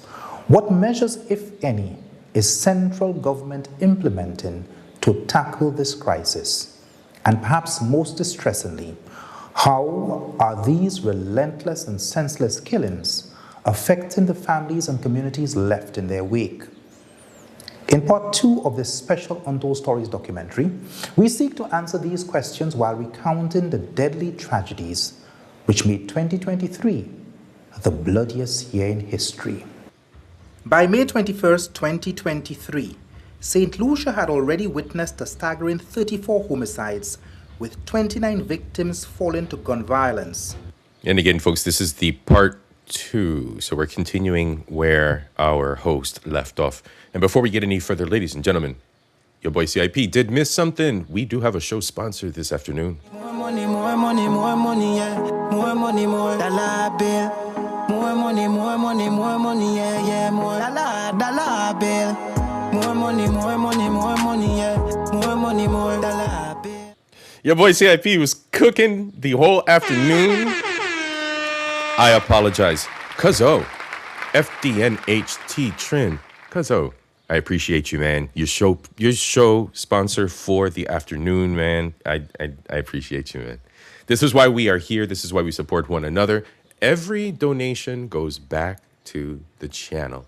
Everything helps the channel grow. I'm going to be actually doing a live here maybe in a day or two, maybe tomorrow, maybe. We'll see how things go. I'm going to drop a live. We're going to talk about camera equipment and things that I've picked up that'll help me grow the channel as well, things that'll help fun stuff, right? Fun stuff, things that are fun. That is what this all goes to help things grow. Cuzzo, one love, man. One love, Cuzzo. I appreciate you, man.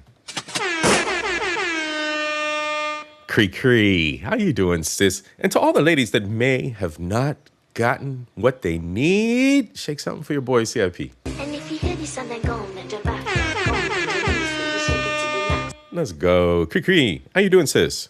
Thank you for joining me on this Sunday. Crime is on the menu.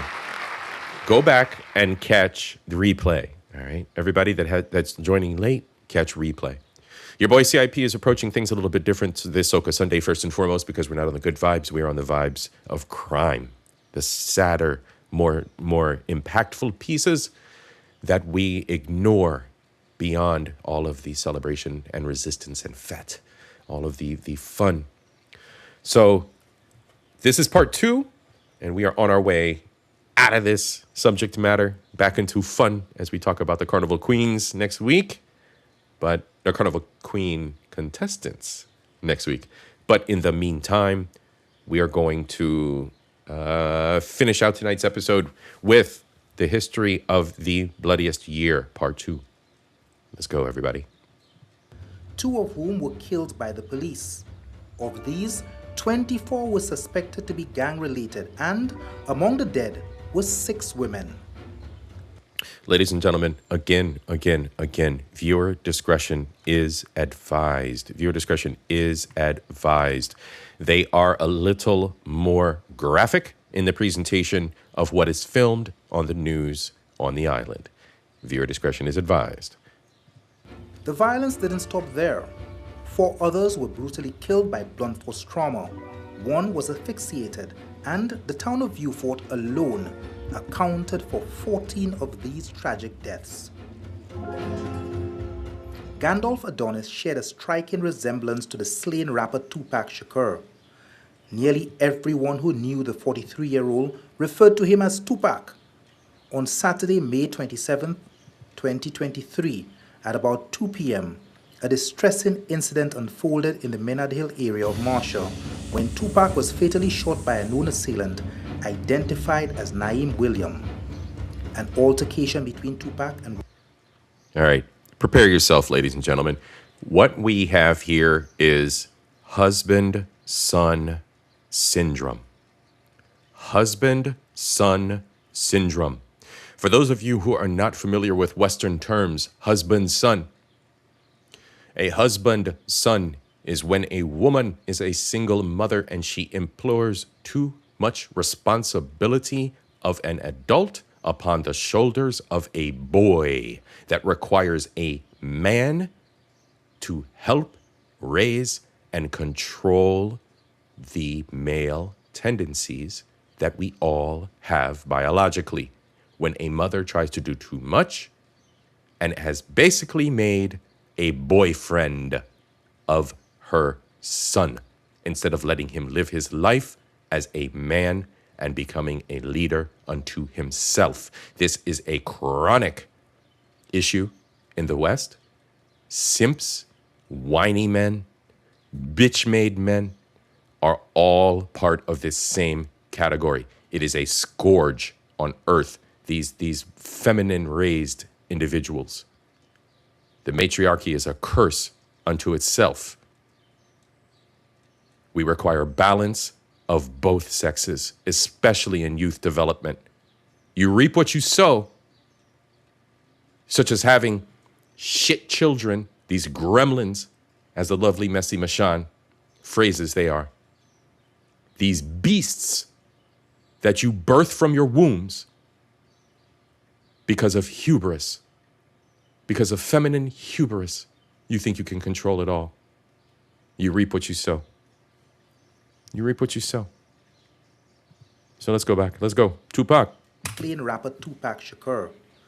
Nearly everyone who knew the 43-year-old referred to him as Tupac. On Saturday, May 27, 2023, at about 2 p.m., a distressing incident unfolded in the Menard Hill area of Marshall when Tupac was... Yeah, my bad, Creaky. We're in the good part of this. You said you love watching true crime. Girl, this is the true crime part. Earlier, we covered two other stories. A Romeo and Juliet that took place in Trinidad kind of story. And then a story that led to this, that kind of has changed the face of this episode regarding domestic violence and choices we make in life. Following that, sis, your boy CIP is lighting up politicians and parents. So we in the true crime part now. You'll love this. Fatally shot by a known assailant identified as Naeem William. An altercation between Tupac and William's mother escalated, leading William to approach Tupac and discharge multiple rounds of ammunition at close range. Everybody knew he's a man, he love to curse, he love to get like talk. To me, the nigga didn't have no right of coming and shoot him. Now here why I'm more vexed and I feel offended. The woman, and that was in a confusion with him. Both of them always cursing, quarreling. They did not one day, the two of them, not only block cursing and quarrel. You understand? But you see, that go and play, she go and call the woman's son and did what she did. Okay, translation. Y'all ready for the translation? Apparently, the people just always interact. They drink their rum. Hey, bitch, how you doing? Oh, fuck you, nigga. Da-da-da-da-da-da. Just candor. Back and forward. It's a normal thing. Apparently, temperatures rose and the candor got loud. So a girl or a woman goes and gets husband's son. Hey, husband's son, your mom is in an argument with Tupac. So husband's son, who is in a position of simp, who is in a position of basically mental abuse by his mother, is now entering into an adult situation and is forced into an adult situation to defend his mother because this grown adult has decided to engage in something that she bit a bite too big her mouth could chew. Women are not men. You're going to get fucking cussed out. You're going to get put in your place. Especially when you're dealing with someone who may or may not be mentally all there. Why would you risk it? Again, choice. So now you've chosen to put your son in the middle of this by your actions of being an irresponsible, inept, ill-equipped, inadequate failure of a mother. Forgive me for my sins. But listen to me. You see, This woman is so stricken by this issue, she's begging God forgive her, and she ain't even got shit to do with it. she has to face and go for more. She's very, very, very bad at what she did. You know what I mean? Because Tupac never had to leave her so. Family members of the victim portrayed him as a reserved individual, while a friend lamented the violent nature of his death, particularly considering the adversities Tupac had endured, including the loss of his partner and 2 children in a previous house fire, as well as the gun-related death of his father during a robbery. Tupac succumbed to gunshot wounds to his torso on Sunday, May 28th. After allegedly shooting Tupac, Naeem William went on the lam. If you're going to defend your mother or any relative of yours, that's not the right way to go. Your mother was in her head office. She had fracas with her clients, drinking their rum. And I was told that she sent another girl, which I have their names. No, I wouldn't. To call Naeem. I don't know what state of mind he was in at the time. Again, I'm looking at the facts. Again, I'm looking at this honestly. I'm not going to pander to your feelings on this show, ladies and gentlemen. So you're telling me the bad behavior of this woman's bitch-ass daughter, that trash daughter this woman has, she's not going to call out. So we're not going to talk about the trash woman that put this boy in this situation that he has to feel like he has to be something he's not equipped to be. He is a child. He is a child. And the evil feminist whore in that old lady will defend the mother and lean on Naeem, a child who has no tools, no male guidance in order to help him, aid him, help him focus his frustrations before anything of the sort enters his mind. I told you we're not here for this, for bullshit today. It says in here, I'm not here for kumbaya. This toxic mother, that's the grandmother. That's the grandmother. That's grandma. Grandma's trying to fix the situation. Auntie or grandmother? Auntie, hold on. Gunshot wounds to his torso. So, and the other thing, another piece of this too, Tupac already lost his children and his wife in a house fire. Then he loses his father in a robbery. So now the man himself is deleted. One tragedy after another. After allegedly shooting Tupac, Naeem William went on the lam. If you're going to defend your mother, Grandmother. Now look, I'm not going to assume it's the mother of the woman. I'm not going to assume it's the mother of the man. But let's just say it's the woman. It's the mother of the woman.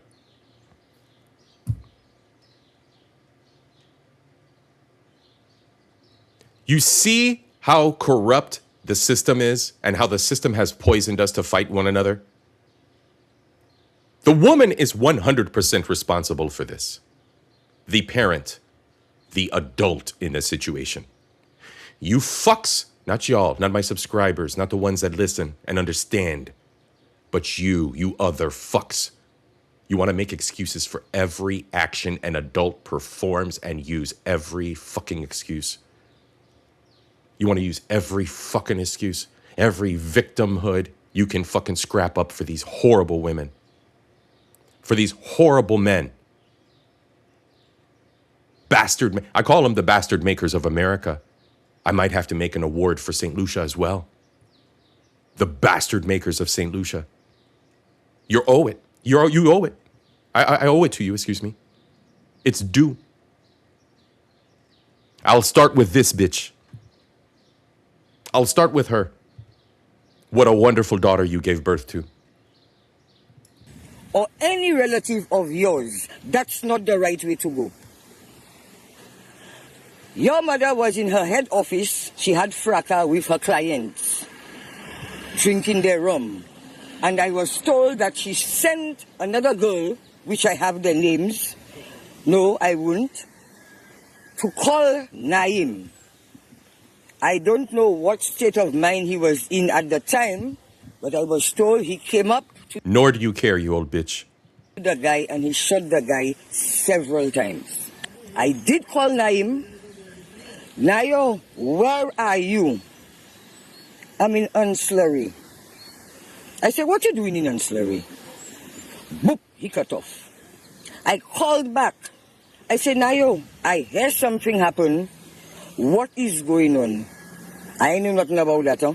Boop, he cut off. And I haven't heard a word from him again. Naim is wrong for that. That was not a decision for him to take. Well, all I can say to him, Nayo, he calls me Mom. Mom said to come in. Naim William has since been arrested and awaits trial for the murder of Gandalf Adonis, better known as Tupac. And no one will address the mental instability caused in that home by a single mother that impacted that young man. The perplexities of the shootings were taxing lawmen's ability to solve them. But it seemed like before they could catch their breaths, the familiar soundtrack would return.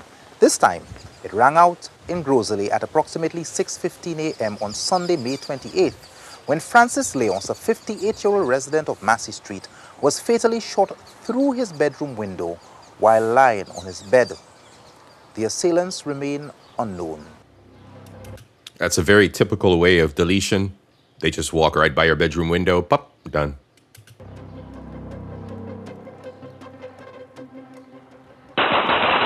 The invention of the drive-by shooting is attributed to Nestor Makhno, commander of the Revolutionary Insurgent Army of Ukraine at the beginning of the 20th century. He combined horse and carriage with a machine gun in order to quickly assault targets, then flee before they could properly react. Sis, how you doing, queen? And if you hear this and then go on bend your back, go on bend your knees, baby, shake it to the max. Queen of vibes. How you doing, sis? Fast forward a century, the horse was replaced by the automobile, and drive-bys have moved from the big screen to little old Stately C. On the evening of Sunday, June 4th, 2023, masked assailants employed Nestor Marco's formula to attack 22-year-old Chris Volney. The victim was disembarking this truck when a vehicle drove by and unknown persons discharged several rounds of ammunition in his direction. First responders arrived at the scene in Gara Babono at approximately 6:55 p.m., discovering Volney with fatal gunshot wounds and his female companion sustaining injuries. Despite their efforts, Volney succumbed to his injuries on the scene. It's the third time, they come in and shot after him, and that third time they put him down. That's 3 times bro was involved. For life, yeah, that's what I know. Yeah, he had get shot twice before.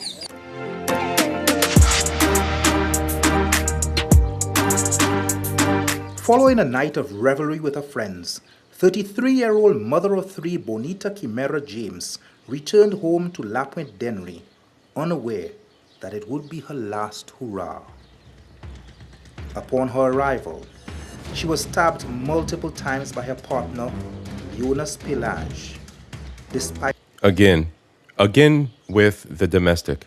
Again with individuals staying in relationships because they feel so good. Hold on, y'all. Here you go. Just make me feel good. Just make me feel good. I want to feel good. They just can't control they coochie lips. They can't control their vagina lips. They don't know what to do with them. They just have to remain in the toxic relationships and have to remain texting and calling and inviting over for the late night creep, spin the block and hit this before the dawn. All of them. They all do it. So the ones that are in these horrible situations, we know they do it. And here she is again. Another one fallen. It won't be the last. Efforts from her friends to stem the bleeding from her neck while awaiting Twin. assistance. James succumbed to injuries due to multiple stab wounds. Reports reveal that James had been trapped in an abusive relationship with Pelage, prompting her to file numerous complaints of domestic. And again, failure of what? The politicians, the officials, the legal system, the police officers. Again, a failure, abject failure. Violence to the police. However, Pelage was reportedly arrested and released multiple times. Her father disclosed that James would make weekly reports of abuse to the authorities, yet struggled to extricate herself from the relationship as Pelage persistently pursued and abused her.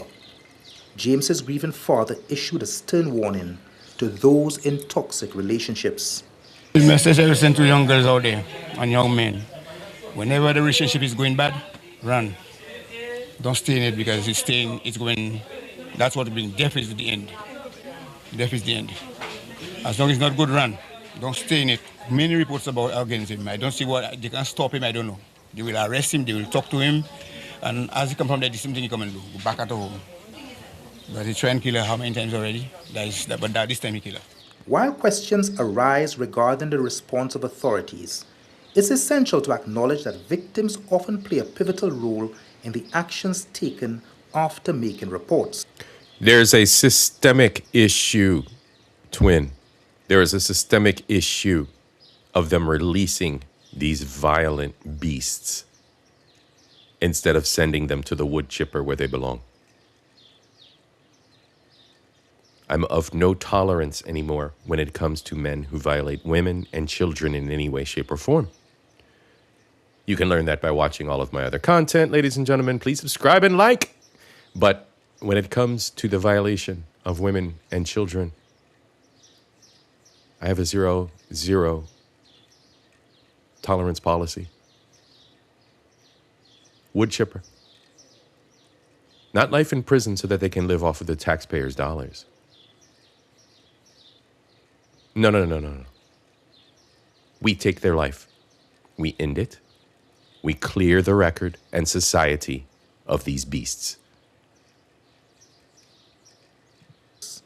In many instances, victims may opt for police warnings instead of legal action, fearing repercussions or desiring to protect their abusers. Despite these complexities, intimate partner violence remains unequivocally unacceptable. Pelage, the suspect in James's murder, awaits trial at the Bodley Correctional Facility. On Sunday, June 11, 2023, Marvin Elidor, aged 39, a resident of Lacroix, Babonneau, met his tragic death at the Rodney Bay Marina car park when he was targeted by a lone assailant armed with a pistol. The Royal St. Lucia Police Force promptly responded to the incident, conducting a thorough search on Elidor's person at the scene, leading to the discovery of an unlicensed firearm. Despite the efforts of first responders, Elidor succumbed to his injuries and was dead on arrival at the OKEU hospital. Elidor was well known to the boys in blue. At the time of his execution, he was on bail for firearm-related offenses. That was kind of foreseen. You live by the gun, you die by the gun. Let's go. On Wednesday, June 14, 2023, at approximately 1:30 p.m., the body of 38-year-old Ernie Byron of Jackmill was discovered here in this abandoned factory shell at Marigot, with several gunshot wounds about the body. Execution. To date, no one has been arrested for this murder. That man was my good friend.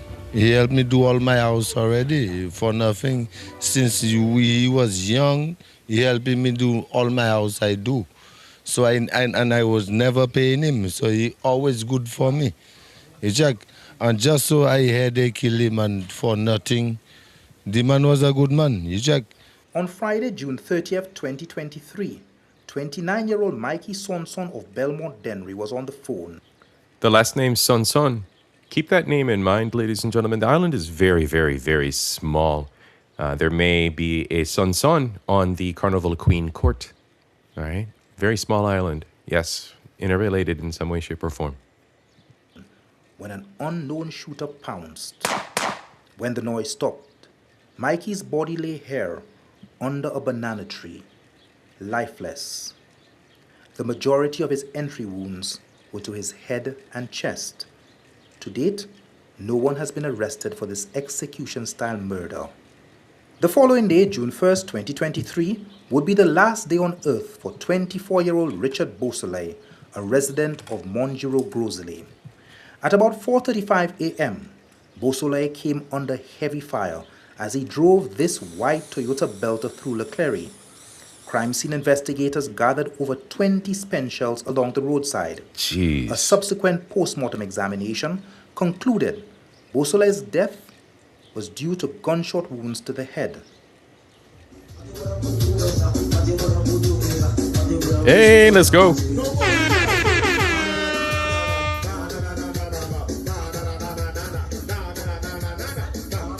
The police yesterday was responsible for ensuring the safety of the carnival activity, the second day of carnival in Dennery. That went without incident. The music was turned off promptly at 6 p.m. as per the permission granted for that activity. The police exercised caution and ensured that they were on the ground to ensure that the crowd dispersed properly. About 8 p.m., the police received a call of a shooting along Victoria Street, Dennery. They responded to that call, and on arrival at the scene, they found the bodies of 3 individuals, 1 male and 2 females, along the road surface. 17-year-old Twinkle Rihanna, also known as Twings Dolor from Dennery, along with 17-year-old Kamize Roxanne Anibafa from Dennery and 22-year-old Penley Sones of Larissus Viewfort. What the photographer do? Twin, you see that? What the photographer do? Dennery and Why we got to take out photographers? What are we doing? 22-year-old Penley Sones of Larissus Viewfort fell victim to a drive-by shooting on Victoria Street, Dennery at about 8 p.m. on July the 2nd, 2023, shortly after the conclusion of Dennery Carnival activities. So hard. They need to stop the gun violence. They need to stop it. If you have problems with somebody, that's not the way you solve the problem. They need to start talking to people. They need to do something different. If you come out to have fun, why would you be out there if a gun looking for somebody you have issues with and to kill Cumis? Cumis was not part of it. Penley Sones, one of the victims, was a photographer from Viewfort who had been covering the Dennery Carnival. Speculation on social media suggests that the assailants may have targeted one individual who were bettered in a previous homicide, but tragically claimed the lives of 2 innocent bystanders in the process. All 3 victims died as a result of gunshot wounds to the chest. No one has been charged in this matter. It was a bloody weekend, with 5 lives snuffed by gun-related violence, and in an all-too-familiar chorus. To date, All young faces. All 20s or under. All young people. Do you understand why this entire episode, at its root, is parentage in politics? Do you understand that the youth have no guidance without proper parentage? Do you understand that society has no guidelines and barriers, no protections for women, or society at large in general without proper politics in place? Do you understand my message this afternoon?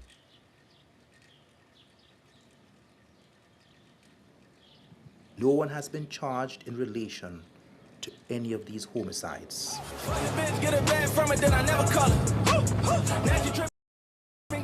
He was an amateur stuntman and a master of the wheel. When he was not on one wheel, it was only the family, or OTF as they are called.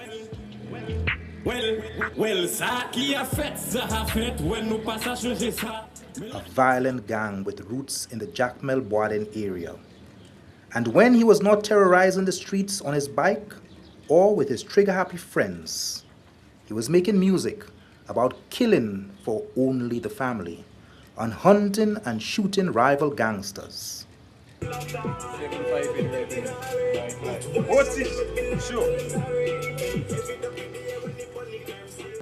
He was 28 years old when the sum of his life's events blasted through his head. Terrell Laurent, also known as Messi, from Hill 20 Babonneau, lived a secretly violent life. And just for reference, if you pay attention to the reports, you'll hear certain communities named over and over and over again. For a reason. For a reason. Again, your boy CIP is not a very pleasant individual when it comes to these issues. Very, very, very low tolerance, zero tolerance, in fact. The beasts breeding these beasts need to be stopped.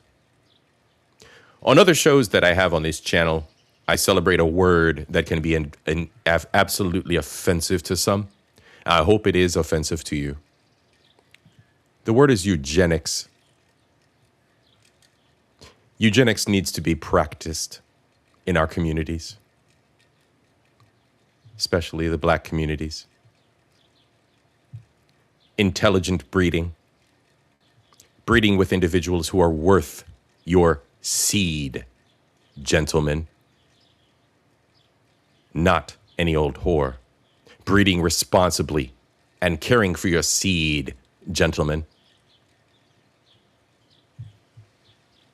Eugenics. Keeping your legs closed, ladies, and not letting anyone access your fuckhole. Treasuring yourself, your body, and the fact that you are Oshun.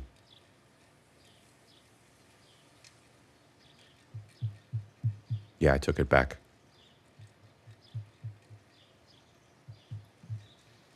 His demise was long predicted, but the circumstances remain puzzling. On July 8, 2023, around 10:20 p.m., officers from the Babonneau police station responded to reports from personnel of the Babonneau fire station regarding the discovery of a body at the Babonneau playing field. Upon arrival, officers discovered Messi's body with apparent gunshot wounds. Reports indicate that authorities suspect a connection between this tragic event and a prior report of gunfire in Grosley, suggesting the possibility that the body was transported to Babonneau. To date, the police have made no arrest.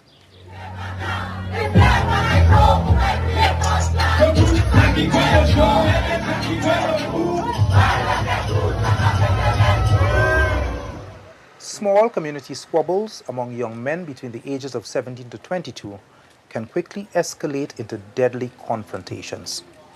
These disputes, which may begin over seemingly minor issues such as personal slights, territorial disagreements, or romantic entanglements, are exacerbated by the pervasive presence of illegal firearms and the influence of gang culture.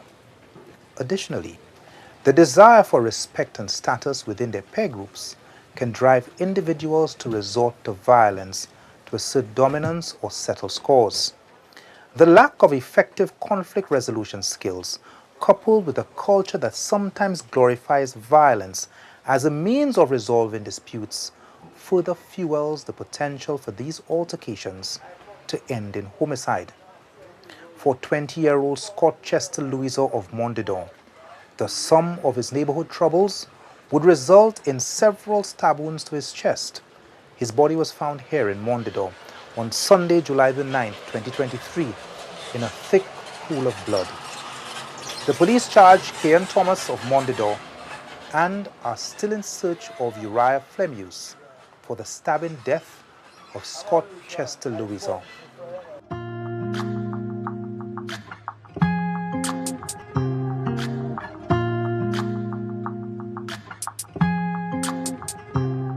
Ancillary, a village where nothing bad ever happens. Well, except for the occasional drive-by, or in this case, run-by shooting. The date, July 9th. The location, the front street near the Fisheries Complex. The victims, 42-year-old Anil Emmanuel of Peterborough Ancillary and 29-year-old Ronnie Edwin of Arundel Hill Marshall. Initial reports indicate that the two men were near the Ancillary Fisheries Complex when they became targets of gunfire from a passing vehicle. But many residents say this incident happened with two different gunmen on foot. Both individuals sustained fatal gunshot wounds and were pronounced dead at the scene. Unsurprisingly, this homicide remains unsolved. When we return, we explain the real reason why most gun crimes in St. Lucia remain unsolved and who is to be blamed. All right, we're a third of the way through the documentary, ladies and gentlemen.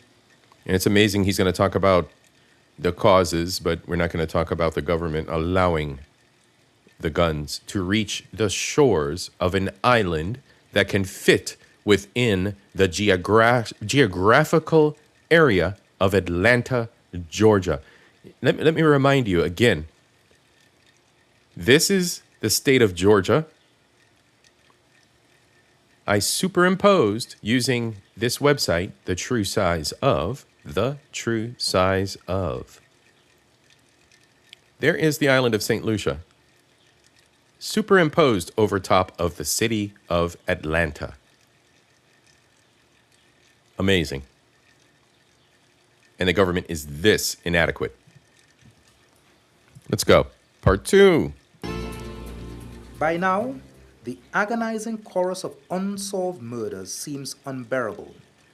But one of the key reasons for such a dismal homicide solve rate in St. Lucia is because the government is inept.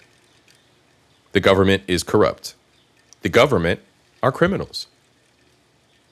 You can stop crime if you want to. They don't want to. Apathy amongst the people allows that to prevail. lack of a witness protection program.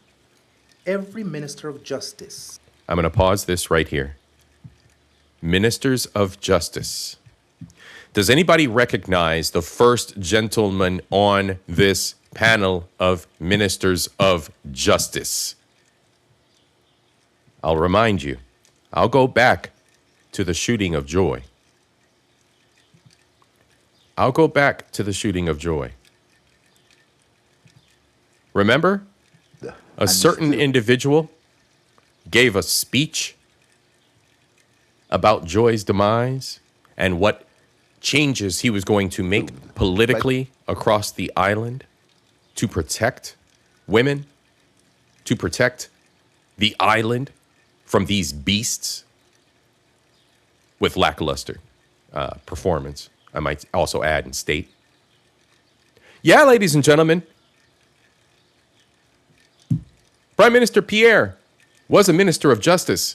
He held a minister of justice position before he was prime minister. So what you're seeing here is par for the course fuckery. You have someone who was in a political position to end and influence the end of this crime and bullshit on this island. Literally in the highest office. Explain to me how this is not inherent crime-ridden filth. We can take another intermission if you would like to add something in the chat or you want to put something in underneath the video in the comments. Lucians, I'm asking you. Explain to me. Not my subscribers and family and friends. You Lucians who say I bray like donkey, you think I can't fucking follow the chain of what is going on? Because you are so blinded by your apathy? You think you are fucking smart ass to talk shit to me? Hey, yo, fuck you people. Fuck you people in particular who are not realizing what's going on and are blinded by your apathy. You are at fault for what is going on in the island. You let this happen. Let's not forget you're trying to tout tourism after taking an absolute loss financially for the Jazz Fest. You ate ass for the Jazz Fest financially. so that you can boost your tourism reputation. Good luck with that with all this crime. You failed fuck of a leader. Director of Public Prosecution and Police Commissioner over the past 20 years have been fully aware of the implications for the dispensation of justice without an effective witness protection program. Protecting witnesses is not only a matter of justice, but also a crucial step towards breaking the cycle of violence that plagues the island. By ensuring the safety of those who come forward, St. Lucia can strengthen its criminal justice system, dismantle criminal networks, and restore public confidence in law enforcement. Instead, successive administrations fail to institute the program, and many witnesses are killed, and others become understandably reluctant to come. Right, because inept fucks, corrupt fucks say, well, the problem resolved itself, didn't it? Right? The witness is dead. The assailant is dead. Job's done. Right? Tourism. I tout tourism. I tout good vibes. Fix your fucking system. Forward.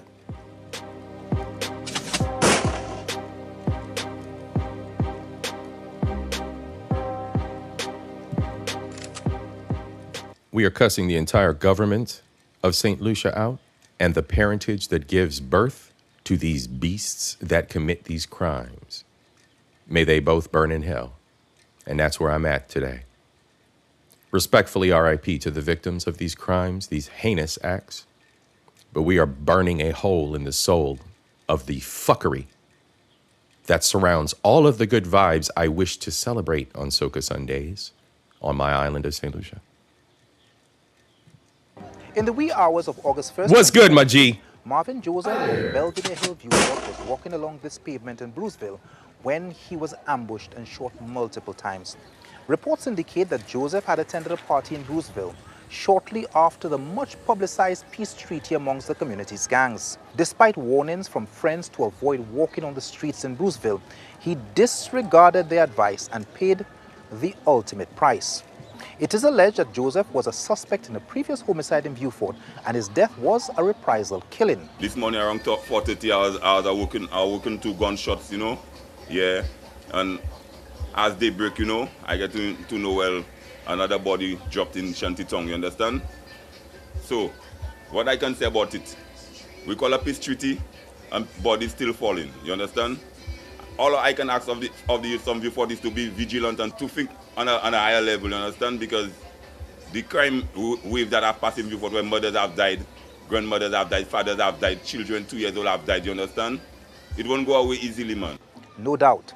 Well-placed members of the Beaufort community are quite aware of who the shot callers and the triggermen are. However, the lack of an effective witness protection program does not offer any witness the confidence that they will be protected if they cooperate with law enforcement.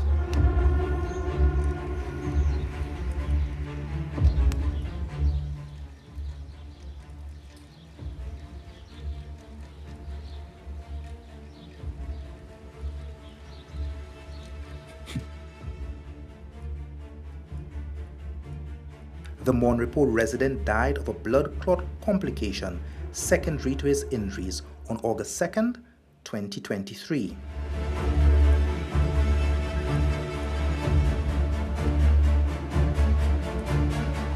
I was cleaning the room and I saw the guy go in the shop.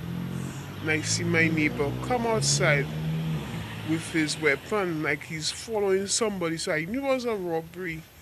So I saw the guy run outside and the owner of the place run after him.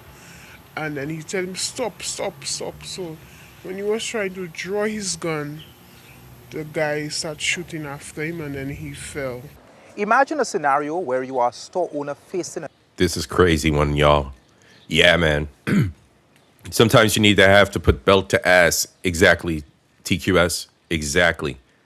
Society needs a nice big leather belt put to their ass in a lot of cases. When it comes to the fuckery we're talking about today, the main theme here is parentage and parliament.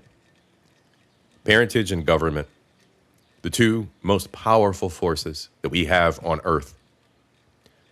The power to be a parent and the power over a nation, its sovereignty, its safety, its citizens. And we are abject failures across the globe at both. Excluding myself because hashtag no kids. But we know where we fall as individuals, and public knows where they fall. The embarrassment, the shame, they're burying themselves under it, but they know who they are. An armed robber threatening imminent death or serious injury. In such a situation, you, the store owner, must genuinely and reasonably believe that your life or the lives of others are in immediate peril. On Thursday, the 3rd of August, 2023, around 6:20 p.m., Ted Smith of Monrepo was fatally shot by Johan Prince, a licensed firearm holder, while attempting to rob this minimart in Corinth. As such, there are some key rules of engagement. 1. The licensed firearm holder should generally not shoot a fleeing suspect who has just robbed their store. The use of deadly force is typically only justified when there is an imminent threat of death or serious bodily harm. Once the suspect is fleeing and no longer poses an immediate danger, the justification for using deadly force diminishes significantly. Right. Ted Smith succumbed as a result of a gunshot wound to his left shoulder at the scene, and a BB gun was found on his person. So the store owner chased a criminal with a real pew-pew. The store owner chased a criminal with a real pew-pew. He had a BB gun. The store owner had a BB pistol, and he's chasing a guy with a real one and lost his life. It is with heavy hearts we announce the passing of Prentice St. Louis, better known as Roots or Lancy, originally of Mondor, but resided at Cooleytown. He passed away at the Oki EU Hospital on Saturday, 5th August 2023. He was 45 years old. On Thursday, the 3rd of August 2023, officers of the Marigot Police Station received a report of grievous harm at about 8:30 p.m. at Cooleytown, Marigot. The victim, 45-year-old Prentice St. Louis of Cooleytown, was assaulted with a metal rod during an altercation with Junior Henry of the same address. He was transported to the OKEU hospital, where he was treated and discharged on Friday, the 4th of August. Beijing. On Saturday, the 5th of August, And if you hear this and then go on bend your back, go on bend your knees, baby, shake it to the max. St. Louis was found unresponsive and pronounced dead by a medical practitioner. A post-mortem examination revealed that St. Louis died as a result of peritonitis due to small intestinal perforation caused by blunt force trauma. Junior Henry was charged for the murder of St. Louis on Friday, the 11th of August. Yeah, man, we got a Cooleytown. In an unfortunate incident on the morning It's up by, if I'm not mistaken, it's up by Bobano. It's kind of central on the island. of Monday, Don't quote me on that. I believe I'm fairly familiar with the geography. It's north of it is west or east of Castries, up in the hills. August 14th, 2023, 30-year-old Chessie Seeley of Conway, who served as a line-up boardman at the Grosley bus stand on Darling Road in Castries, tragically lost his life. Seeley's responsibilities included managing the board, organizing bus lineups, washing buses, and assisting drivers with various tasks along the designated route. Having grown I up think it's just the name. I think it's as his mother is a vendor. I think it's the name because it does extend from that. The natives and Africans. Yep. No lies, cuz. No lies. There's clutches on every island, right? Of the mixed breeds. Yeah. So I think that's actually the clutch of where the mixed breeds are. Yep. Historically, you know. To what degree the blood, I'm not sure. Yeah.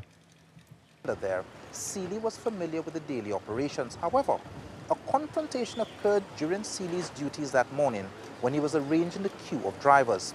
A disagreement arose between Seeley and one of the drivers named Alison Wilson of Riverside Road, Castries, regarding the position of the vehicles, leading to a heated exchange.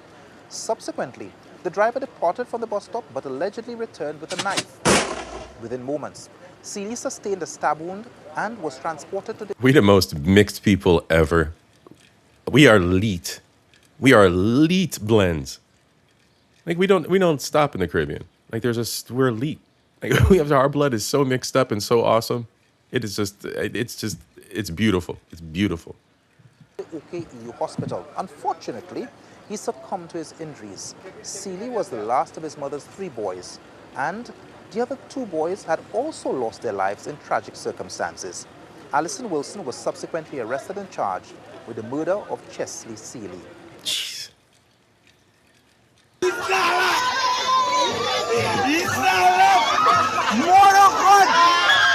Small altercations and fights can tragically escalate to severe injuries or death.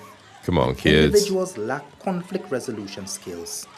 Without the ability to de-escalate tensions and address disputes calmly, minor disagreements can quickly spiral out of control, leading to impulsive, violent reactions with devastating consequences. On Saturday, August 5th, 2023, 74-year-old Peter Joseph and 60-year-old Thomas Stephen, both of Monrepo Miku, were embroiled in a physical altercation. Hold on. Reports indicate that Joseph... Not two peepaws in my neighborhood, just up the street, like the little areas of your neighborhood, up the street from where I stay. You telling me 2 peepaws got in a battle? I wonder if this is some romance shit, some love triangle. And 60-year-old Thomas Stephen, both of Monrepo Miku, were embroiled in a physical altercation. Reports indicate that Joseph sustained a significant blow to his left eye, resulting in a fall that led to fractures to his skull. As a consequence of the altercation, Joseph lost consciousness. He was subsequently admitted for treatment and observation due to the severity of his injuries. 10 days later, on Tuesday, August 15th, 2023, the loved ones of Peter Joseph received the devastating news that his 10 plus 4 had been summed up. A post-mortem examination determined that Joseph's cause of death was attributed to pulmonary embolism resulting from frontal temporal subdural hematoma caused by blunt force trauma sustained during the altercation. Following he had a brain bleed because of the impact to his head. They should have relieved, I wonder if they relieved the pressure or tried to relieve the pressure and help the man. Investigation into the other thing is you have to understand the scope of the medical ability on the island. Even if they had, and they know the technique, do they have the tools to do the job? Do they have the resources to do the job? The clean rooms to do the job? incident, Thomas Stephen, also known as Jaguar, was charged for the murder of Peter Joseph. Coming up. You say today is the last day, you see, that cutlass is for me to kill you and the knife is for me to kill myself. What? All right, commercial break. We're going to skip. Let's go. And nothing can change that. Not even the distance. Boy, Mount a war where man been through. Mount a face where man bust dog. Living by the gun means embracing a life of constant danger and violence, where carrying a firearm for power and protection only increases the risk of a violent end. In today's world, those who rely on guns often find themselves caught in a cycle of retaliation and bloodshed, proving the truth of live by the gun, die by the gun. Hey. His mother christened him Darnell Nyandolo, but he went by the nickname Sickman or Five Bag. At only 20 years old, he had garnered a reputation as a shooter and was the prime suspect in a homicide which occurred in his hometown of Dennery. On August 22, 2023. Sickman was walking along this road in Monkeytown, Cicero, when he came under fire and predictably died by the gun. It didn't even have 40 minutes. He tell me he going down. And I say like gunshots. I wouldn't think it was him. So I put my head through the thing and I see my mother coming from work. I tell my mother, is she here? A gunshot. My mother tell me yes. My mother tell me, you never know, just go and check on him. No arrests have been made in connection to Dolo's death, and investigations are ongoing.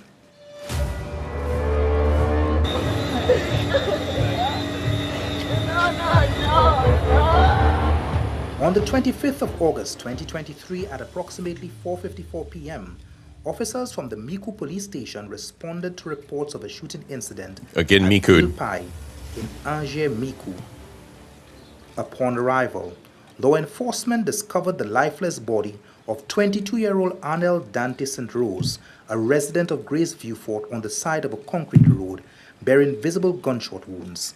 It is alleged that St. Rose was the victim of a robbery and subsequent fatal shooting, purportedly occurring after he had completed a business transaction involving the exchange of money. Following a police operation, 18-year-old Kwame Felix of Angers Deriso and a male juvenile aged 17 named Ezekiel Emile was apprehended in connection with St. Rose's murder. Additionally, during the operation, law enforcement recovered 6 rounds of 9mm ammunition from Kwame Felix during a search. On Friday, September 1st, both Kwame Felix and Ezekiel Emile were formally charged with the murder of Arnel Dante St. Rose. Kwame faced an additional charge for the possession of ammunition without a valid firearm license. And just like that, the lives of 3 young men in their prime were lost. 1 to a gun and 2 to the penitentiary. A shooting incident on the night of Sunday, August 27th, claimed the lives of 2 young men identified as 20-year-old Dave Edgar and 21-year-old Lufus Evans, both residents of Clark Street, Viewfort. The victims were found lying motionless with apparent gunshot wounds to their bodies near a black scooter opposite the priest rectory in Savins. And you see the trend continues, everyone. Young men, over and over and over again. Bay, Viewfort. However, both Edgar and Evans were pronounced dead on arrival at the St. Jude Hospital. Spent shells were recovered at the scene, and cell phone footage captured bystanders gathering at the site where the victims lay motionless in a grassy area off the main road. Acting Divisional Officer of the Southern Division of the St. Lucia Fire Service, Marius Charles, revealed that initial reports had mistaken the incident for a vehicular accident. Upon arriving at scene, they observed a black scooter crashed into a utility pole with two victims lying nearby. Upon assessment of those victims, they were found pulseless and breathless with what appeared to be penetrating wounds to their body. They were then transferred to the ambulance and to the hospital where their condition remained unchanged. The victims were no stranger to law enforcement. The motive behind the shootings remained unclear, and as of now, no suspects have been apprehended. Father, this morning I had 7 gunshots.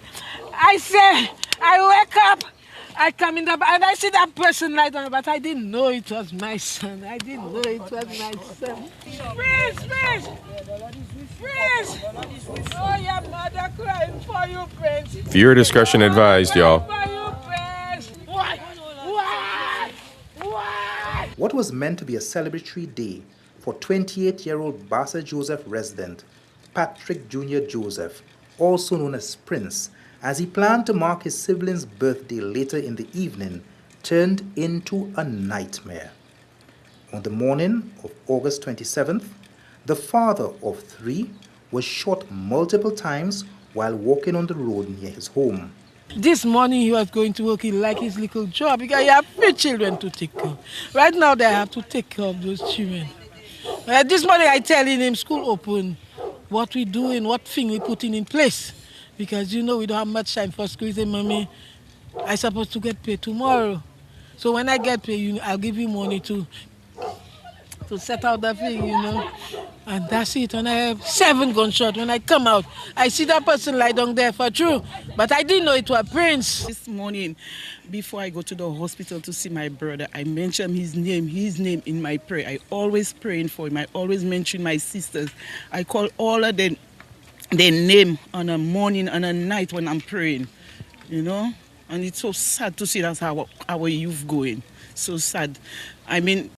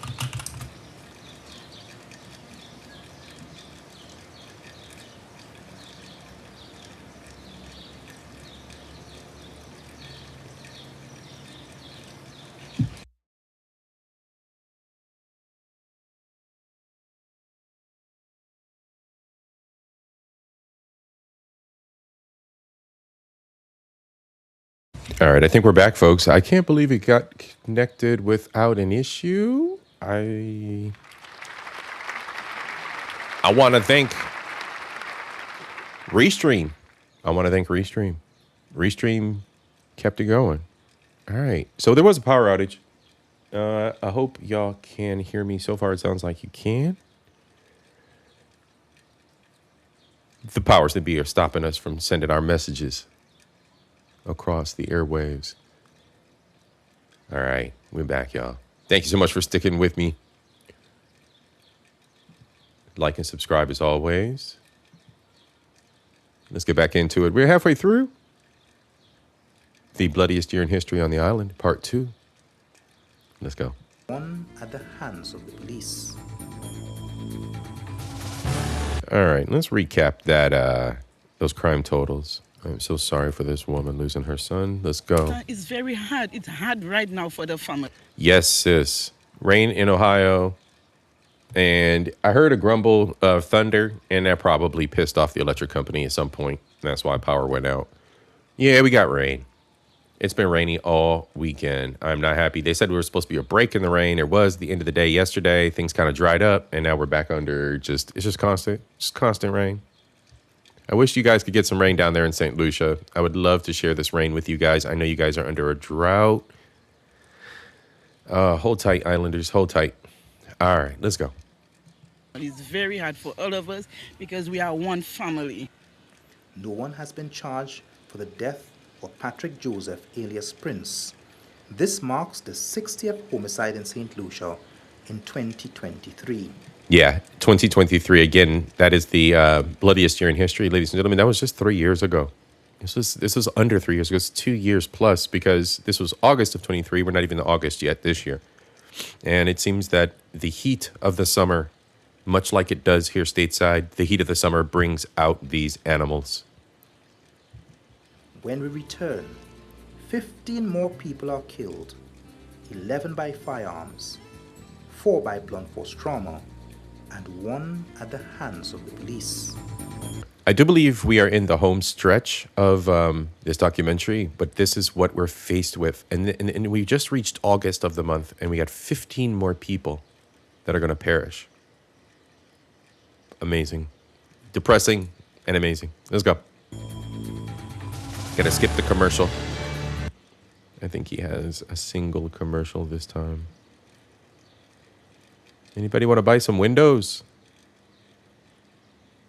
Oh, no. Windows and smart home technology. Need a smart home? She's pretty. The pretty lady will sell you a smart home, folks.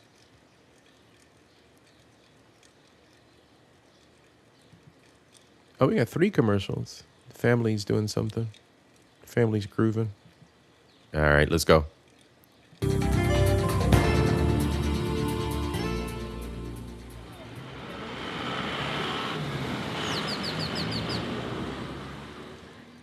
Police officers carry a weighty responsibility of maintaining public safety and order, especially during high-stress situations like roadblocks. The use of deadly force, such as shooting to kill, is strictly governed by legal and ethical guidelines to ensure it is justified and necessary. Officers may resort to deadly force if it is an imminent threat to life, such as when a suspect is armed and poses immediate danger. If a suspect uses a vehicle as a weapon to breach the roadblock or endanger lives, or if it is crucial to prevent a serious crime like a terrorist act or violent felony, deadly force may be warranted.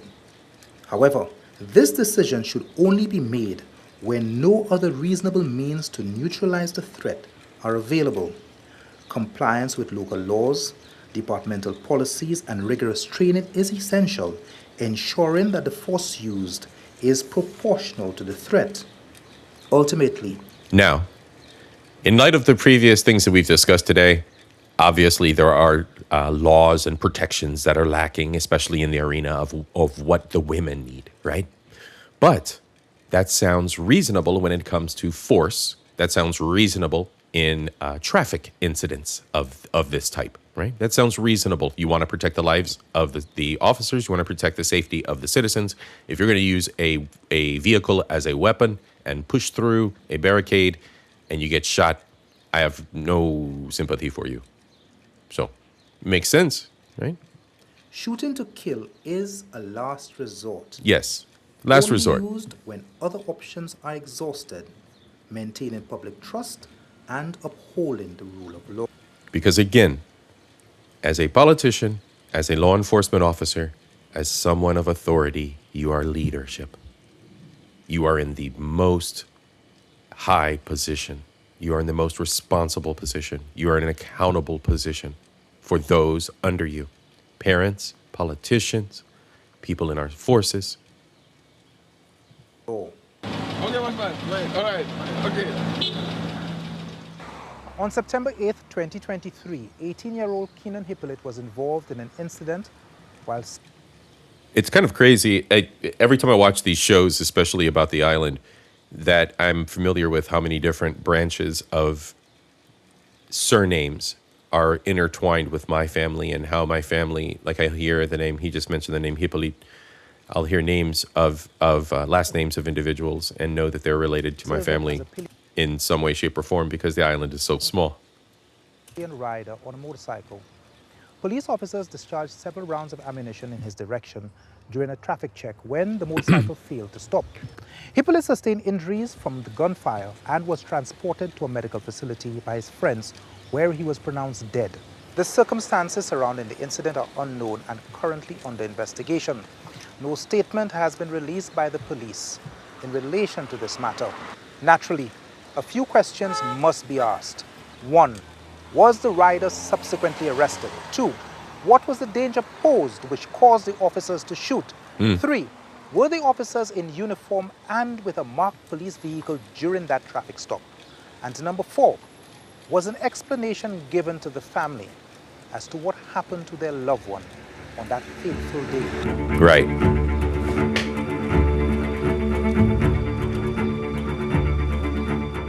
We heard somebody died, but we did not know who. When they came to tell me it was Johnson, I ran here and I could not contain myself. I called Desiree, I tell Desiree, they say Johnson they killed Johnson. I run, when I run I'm screaming, I was screaming, I run. I reached on the scene, but I could not see him because they had already blocked the place. I couldn't see Johnson. A single father identified as 48-year-old Vern Joseph, better known as Johnson from Liga Miku, came face to face with a machete on the morning of September the 8th, 2023. That would cost him his life. Joseph was at this bus stop awaiting someone when he encountered a man named Gillen Sonson with whom he had a previous dispute. Unexpectedly, Sonson approached Joseph and viciously attacked him with a cutlass before calmly walking into the nearby Miku police station to turn himself in. Officers at the station... So the gentleman, the Sonson gentleman, approached the gentleman from Miku, chopped him up with his machete, and then walked into the police department. Disarmed Sonson and placed him under arrest before rushing to the scene of the crime. Upon arrival, officers found Joseph unresponsive with lacerations to his neck.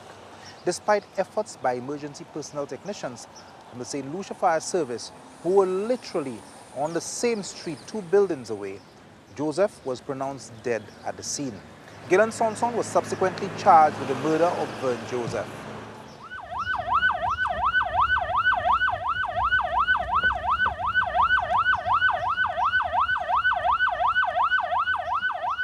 On the evening of September 16, 2023, at approximately 9 p.m., the Criminal Investigations Department of Castries responded to a distress call at Easy Cash Bar in Bexon, Castries.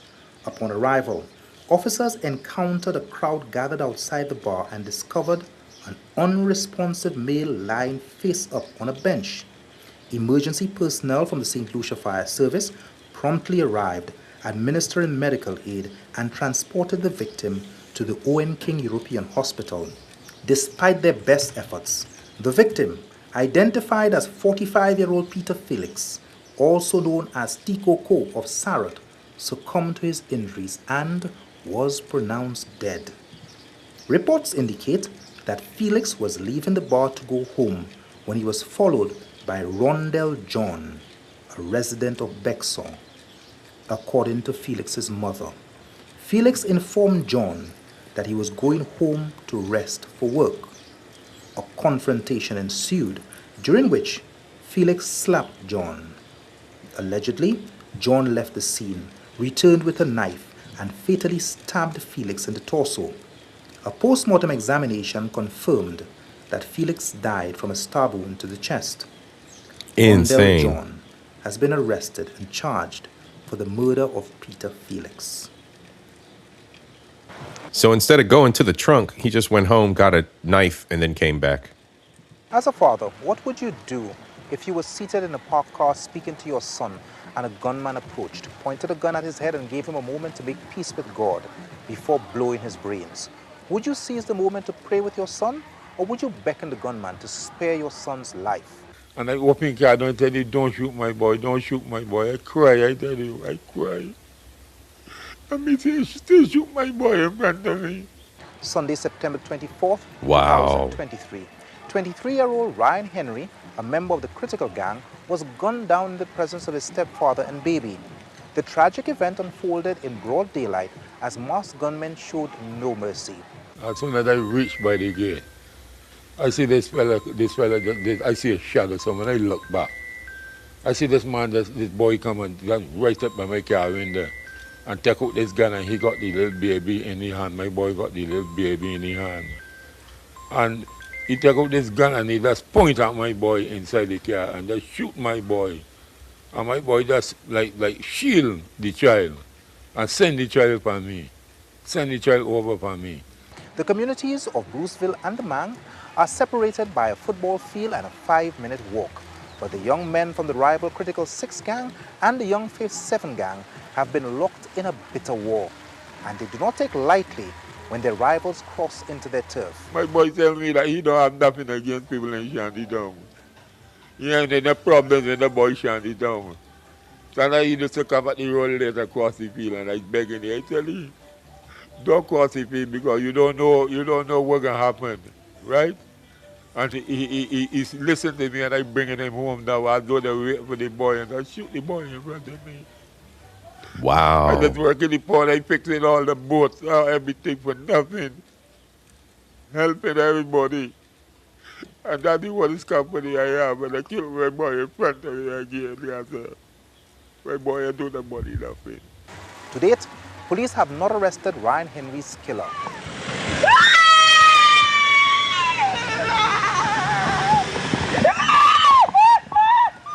Mitch Mathre, Lovin Mathre, and Junior St. Clair alias Drax were arrested and charged for homicide number 67 in 2023.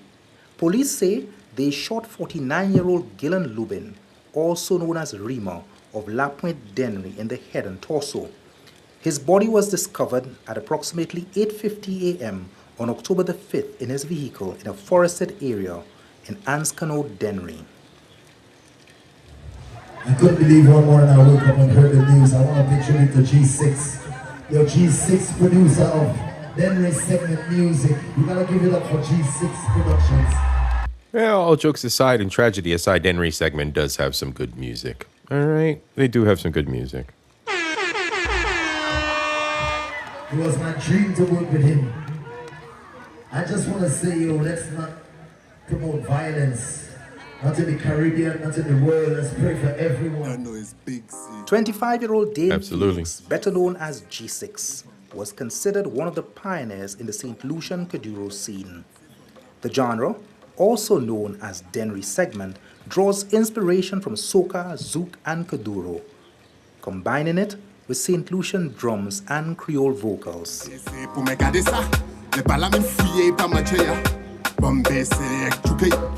St. Lucia's music community was plunged into mourning on October the 9th, 2023, when, according to police, Octavius Francis of Tiroche Miku shot G6 in his torso as he walked along the Basse Joseph Road. I hear a guy come and call and say how they shoot him. I was confused. I was vexed. I say, what happened? I turned around and how come that happened? How come? Because it's going to be free 2 years in 3 days. Friday going to be free since they shot my son behind there. And now, another 2 years later, another one again. I'm not happy with what's going around me, around the area. I'm a popular person. I'm a nice person to everyone, my neighbor. But then I losing my children. G6 and Messi were two up-and-coming St. Lucian musicians. That's heart-wrenching. Like the man said, he's doing things right. And you have these kids making fucked up choices. Gunned down in the prime of their lives in 2023. Then there was a puzzling case of 33-year-old Jackson. You know, I have to say the adoption of things that are Western, when I see them adopted in the island, it's almost like I'm looking at posers. I'm looking at posers. I'm not looking at islanders. I'm looking at actors and actresses. I'm not looking at Lucians. I'm looking at people that wish they were Americans. They're literally going from a status of cultural elegance in recognition of resistance and where we are from, and reducing yourself to bare bottom commercialized American shit. Everything from the country music you revere to acting like gangsters. Bottom barrel American culture. The very bottom of American culture. The shit. And you embrace it. It baffles me. It's kind of funny. It's entertaining. I thought the pride that we have in our nations as Caribbeans was different. Food for thought. Food for thought. Junior Wilton, alias JJ, of Bajoli Dennery, on the 14th of October. JJ was riding his motorcycle along a dirt road in Bajoli when unknown person or persons discharged several rounds of ammunition in his direction. He was buried in the sordid history of 2023 as homicide number 67. On Monday, October 9th, 2023, officers from the Royal St. Lucia Police Force responded to reports of a foul odor emanating from this house, belonging to 54-year-old Alexander Danny Brown of Labrie. Upon investigation, they discovered Brown's motionless body lying on a mattress in an advanced stage of decomposition. A post-mortem examination conducted days later revealed that Brown had sustained a head injury, potentially from a gunshot wound. No arrests have been made in connection with this homicide. Wow. Decapitation by a killer is often driven by a combination of psychological, symbolic, and practical motivations. Psychologically, it can be a manifestation of extreme rage, a desire to completely dominate and dehumanize the victim, or fulfill a macabre fascination with death. Symbolically, decapitation can be intended to send a powerful, terror-inducing message to others, showcasing the killer's perceived power and control. Practically, it can be a method to obscure the victim's identity, complicate forensic identification, or hinder the investigation process. This gruesome act underscores a profound level of brutality and a complete disregard for human life, often reflecting deep-seated psychological disturbances or calculated intentions to achieve a specific, chilling impact. On October 9th, a male was found in Bajoli Dennery, decapitated. Report. Uh-oh.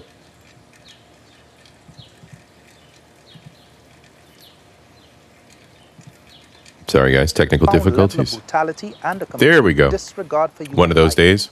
often reflecting deep-seated psychological disturbances or calculated intentions to achieve a specific. And we are in the home stretch of the documentary. On October 9th, a male was found in Bajoli Dennery, decapitated. Ew. Reports indicate that the police searched for the deceased's head, but did not find it. His identity is still unconfirmed, and investigations are ongoing. Just imagine when they get a DNA lab that's properly equipped and they can go back and figure out the evidence on these cases, if the evidence was properly documented.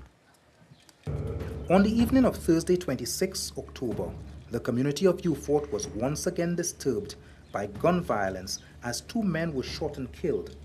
The victims, both of Bridge Street, Beaufort, were identified as 66-year-old retired teacher Thomas Louis, better known as Holmes, and 44-year-old Jimmy Emmanuel, a mentally challenged man. Louisi was shot in the head and body while sitting on his balcony, while Emmanuel was shot in his torso on a nearby road. My husband was in his balcony eating his little cornflakes. And I don't know whether people come from, where they don't come from. They just spray my husband and my husband is dead. I want to say to these young men that is doing them kind of things to stop, refrain from these things, because Christ is coming and he's coming to judge the world in righteousness. How he find you in your wicked ways, he will judge you in your wicked ways. Young men, young women, give your life to Christ because he is coming and he is coming again. People, stop the violence. Emmanuel's family also mourned his... And the factor that the spiritual life overshadows the physical must be balanced. We live in the physical world of pain, abject pain from the day we're born. Very well-intentioned parents try to prevent us from that pain, but it eventually becomes a part of who we are. And for us to blind ourselves and rely on the religious apathy to solve the problems of these beasts and demons among us, we have to give way to the physical world and punishment that is due. That is it. Period. There is no more compassion allowable. Unless you enjoy living in misery, compassion for criminals is done. Loss, describing him as a kind and helpful individual despite his mental challenges. In Viewfort, street gangs have been locked in a prolonged turf war, targeting bystanders and civilians they suspect of being associated with their rivals. This war that is happening, it needs to stop. And the community of Viewfort, and I think I can speak for all the residents of Viewfort, we are tired of that. And it is not a good thing. It is hurting us. The pain and anxiety a parent feels when their teenage son is involved in a violent gang are profound and all-consuming. Each day is shadowed by an overwhelming fear for their child's safety, haunted by the possibility of receiving devastating news. The parent endures sleepless nights, plagued by the images of their child, caught in dangerous conflict, and the constant worry of losing them to violence or incarceration. This fear is compounded by a deep sense of helplessness and guilt, questioning where did they go wrong and how could they possibly steer their child back to the safe path. And then comes that dreaded phone call. A girl called me and she telling me, Ernie, they kill my curse. I said, they kill my curse. I say, where? She telling me, down by Valma. I say, my curse die. She tell me, yes, my curse die. So when I leave, I run down the road. When I reach there, I see my curse lying down on the side. On Friday, November 24th at approximately 5:26 p.m., 19-year-old Mikas Prescott, a member of the Critical 6 gang in Viewfort, was walking along Commercial Street when a male individual discharged several rounds of ammunition into his abdomen and right arm. I believe he was in a gang because I always used to tell him, Mikas, try and cool out yourself. He telling me he know, he'll try. And I always telling him, Mikas, they will kill you if you're not cooling out yourself. They will kill you, and that was it. The Royal St. Lucia Police Force launched an investigation into the incident, and Shumak Tal was arrested and charged. He is currently remanded for causing the death of Mikas Prescott. What could 19-year-old Terry David Jr. have done to warrant being shot in the head about 10 p.m. in a house in Bocage? On November 28, 2023, lawmen processed the scene in search of clues. All young men. Last night we heard a gunshot. Again, all young men. And then this morning, the guy that living in the house come and call me and tell me there's a dead guy on the bed. I'm shocked. But this morning, there was a bloodshed. It was like an execution style they give the guy. The person looked like they walk up to the guy in his house and just pop him at the back of his head. Which is an execution style like that. Is a guy with no mercy. Right. So what can I say is, boy, we have to be very careful in the community we live in St. Lucia because it look like everybody have gun. The victim was not a local resident, but had been staying in the area temporarily. The methodical nature of the killing, described as an execution, has heightened fears among residents who are now grappling with the reality that violence has arrived at their doorstep. On Wednesday, December 27th, Police in Choiseul arrested 54-year-old Sylvester Modeste, better known as Jumper, after he allegedly assaulted his long-term partner, Agatha Frank, with a cutlass. Whilst in custody, it is alleged that Modeste attempted to escape and was shot and killed by Choiseul police. He sustained gunshot wounds to the torso and right lower limb. This incident has raised significant questions about domestic violence, the responsibilities of law enforcement, and the search for justice by victims. So that was an extreme case of domestic. So it was raining there too, Kofa? Yeah, bro. We got that line of storms going across the United States. Memberships? No memberships yet, Lauren. I'm still working on getting monetized in the membership program with the YouTubes. But I'm taking my sweet time. Your boy CIP loves this. It's just a hobby. I'm not in an aggressive stance to get monetized and quick and in a hurry. Need to kind of pick it up a little bit, but, we'll get around to it. We'll get around to it. All right, y'all. We're in the home stretch here. This is crazy. Bro's as old as I am. I mean, I'm 50, but this dude is in our bracket. Unks and aunties out there. 50-year-old. He tripping out on his lover of years and years. He been with this broad forever. As Jumper, after he allegedly assaulted his long-term partner, Agatha Frank, with a cutlass. Whilst in custody, it is alleged that Modeste attempted to escape and was shot and killed by Choiseul police. That's a FAFO situation. Fuck around and find out. That was a fuck around and find out situation all the way around. You first chopped a woman, and then you tried to escape the police. You found out. He sustained gunshot wounds to the torso and right lower limb. This incident has raised significant questions about domestic violence, the responsibilities of law enforcement, and the search for justice by victims. Agatha Frank had been in a 38-year relationship with Modeste, a relationship she says was marked by continuous abuse. On Wednesday, December... I'm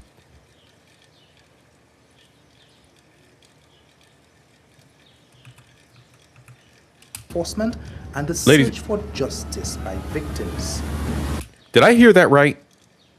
I'm stuttering right now. I'm buffering. The shit isn't making sense. I'm buffering right now. Agatha Frank had been in a 38-year... 38 years. Justice by victims. Agatha Frank had been in a 38-year relationship with Modeste, a relationship she says was marked by continuous abuse. At the beginning of this show, ladies and gentlemen, I stated that domestic violence against women is real and devastating. I stated that. Did I not?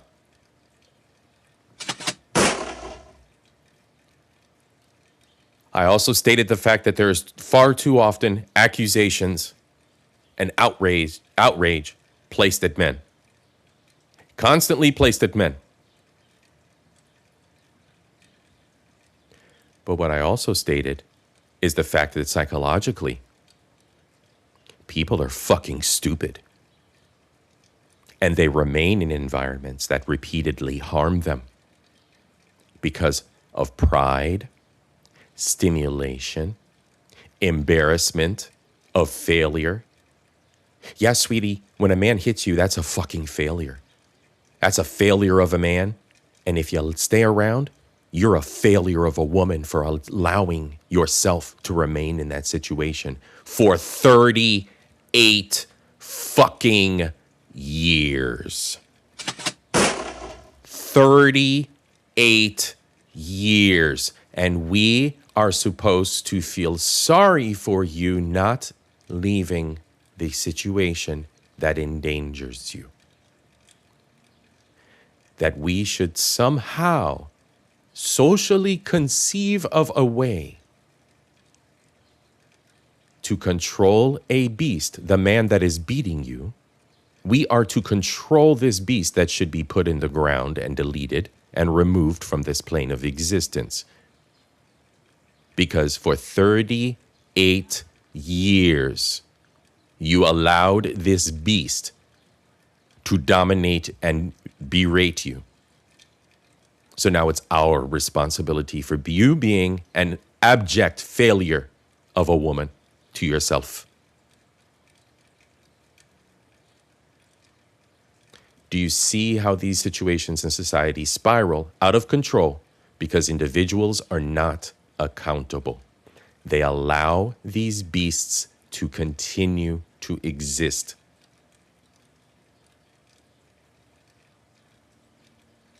I got nothing. I got nothing. I have no sorrow, no pity, no remorse, no sadness. I have nothing. I feel nothing for this woman. Absolutely nothing. I can't anymore.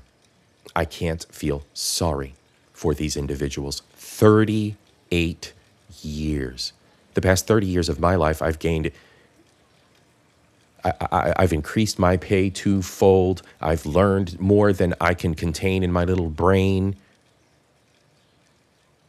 I've achieved more than I could possibly ever want in my entire life, and continuing to achieve. Meanwhile, we just going to stay in a relationship over here that's absolutely, we just going to keep getting our ass whooped for 38 years. We're just going to get our ass whooped for 38 years. That's what we're going to choose. To exist in this situation.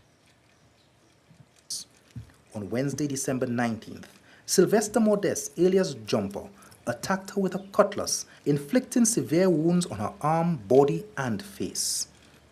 I saw him coming in because he usually come by my place. And he had a cutlass on his bucket. I thought it's by the river he was going. So he told me, he asked, where Justin girlfriend? I said, she's inside. So she came, he went inside. He said, look, put that there for Justin. And he come towards me in the door. He said, today is the last day, you saying that cutlass is for me to kill you and the knife is for me to kill myself. I say, what nonsense you talking about? And he hit me by my head and then he sat knocking me. But I resting on him, I not giving him distance so that he can hit me hard. Following the assault, Modeste was apprehended by police. However, while in custody at the Choiseul police station, he reportedly attempted to escape, assaulting 2 police officers in the process, prompting an officer to open fire. Good. Modeste was shot and killed near the Choiseul Bridge, Good. just meters away from the police station. Good. Agatha and Sylvester were well known to officers at the Choiseul station. Despite the abusive relationship, she never wanted a man to be locked up. If they arrest him, I go to the station, I tell them, leave him alone, you understand? I never ask nobody to kill him for me. So I want to know what's going on, because I never ask nobody to kill him. The aftermath of the incident has left Agatha Frank and her family in a state of distress. Not only is Frank dealing with her physical injuries, but she's also struggling with the emotional and financial burdens of the situation. Up to now, any police officer have not come and tell me anything. I don't know what to do, but I'll take my step because I want justice for him. Frank and her daughter. To this day, she wants justice for the man being deleted by the cops after he chopped her and beat her up. And we are supposed to establish systems that support this. I think maybe we should support mental health first and then start exploring these other domestic issues. Because it seems like both here and there is a problem with people being absent-minded as fuck. She wants justice for her abuser. I'll rewind it for you in case anyone missed it. The police are telling her nothing. She wants justice for him. Struggling with the emotional and financial burdens of the situation. Up to now, any police officer have not come and tell me anything. I don't know what to do, but I'll take my step because I want justice for him. Frank and her daughter. You heard it right. Justice for him. Aisha Frank Terrence have appealed for state assistance to bury more deaths, as they argue it is the responsibility of the authorities who shot him. They shot the fella and they tell me after the postmortem I have to take the body and put it in a home. So I do as they said, but I need help to bury him. I cannot bury him myself because I myself is on the side. I need help to bury him.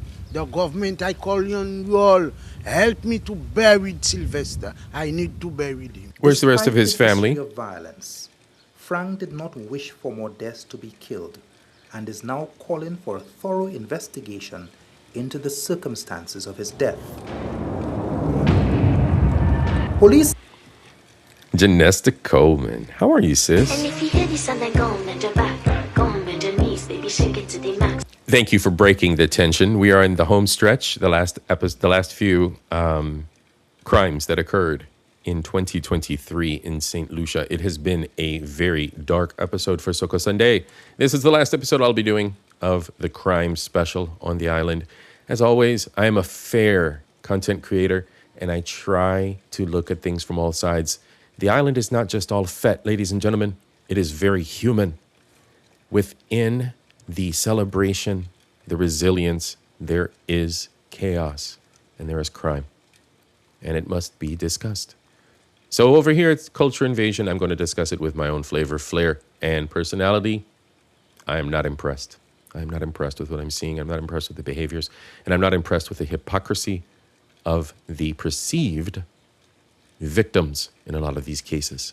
The individuals who are constantly, repeatedly allowing themselves to put their lives in harm's way because of the excitement, the identity associated with it, the validation, the escape, the emotional stimulation, the overindulgence in sugar and fuckery. It's all fuckery. Let's go. We in the home stretch. Yeah, catch the replay, sis, if you would be so kind. Catch the replay. It's been a long one today. Pause, unpause. Say 30-year-old Shane Edwin was on Manuel Street when he was attacked by a group of persons. During the attack, he was stabbed in the chest, which ultimately led to his death on the 31st of December 2023. On Wednesday, January 3rd, 2024, the Major Crime Unit charged 26-year-old Marcel DeMille of Hospital Road, Castries for the... And again, men in their 20s or younger. Men in their 20s or younger. It never fails. It never fails. The murder. Mind you, an island of 180,000, 94,000 of which are women. Of Shane Edwin. Witnesses say all of this occurred because of a stolen cooking gas cylinder. In 2023, St. Lucia faced an alarming surge in violence with an unprecedented number of homicides casting a shadow over the island. The stories of those lost to gun violence, stabbings, and other brutal acts reveal a nation struggling with deep-rooted social issues where tragic loss of life has become distressingly common. These victims are not mere statistics. They are mothers, fathers, sons, daughters, and friends whose lives were senselessly cut short, leaving communities gripped by fear and grief. I didn't know it was my son. I didn't know it was my son. The pervasive influence of gang culture, easy access to illegal firearms, and the absence of a robust witness protection program have compounded the crisis, allowing perpetrators to act with impunity and perpetuate a cycle of violence. Particularly troubling is the rise of drive-by shootings, which starkly illustrate how lives can be snuffed in an instant over trivial disputes. This culture of violence has spread across both urban and rural areas, leaving no community untouched. The tragic death of individuals like Bonita Kimara James also highlights the urgent need for reform in how domestic violence cases are handled. Despite numerous reports to authorities, victims often remain trapped in abusive relationships with devastating consequences. 34 years. St. Lucia stands at a critical juncture. To stem the tide of violence, the island must embrace conflict resolution as a central strategy, empowering communities with the skills to peacefully resolve disputes can break the cycle of violence before it escalates. Alongside this, stronger law enforcement, effective witness protection, and addressing the socio-economic factors that fuel crime are essential. The stories of 2023 must not be forgotten. They serve as a powerful call to action, urging us to build a St. Lucia where conflicts are resolved through dialogue, understanding, and early police intervention when necessary.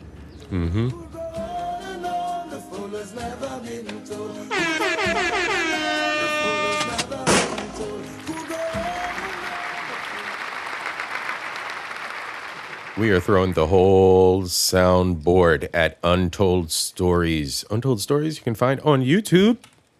Ladies and gentlemen, please go subscribe to the brother. He's from the wonderful island of St. Lucia. He does wonderful documentaries on lots and lots of things, lots of different topics. And he is a friend of the show. Ladies and gentlemen, it has been a very eventful afternoon. Your boy CIP had plenty of tech issues, plenty of power outages, but we got through the episode. We got through the topic. It wasn't a comfortable one at all.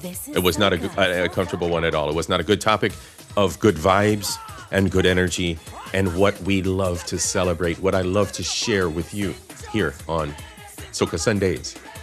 But it's something that must need to be talked about. And as I said before, we must talk about this honestly. We must be sincere.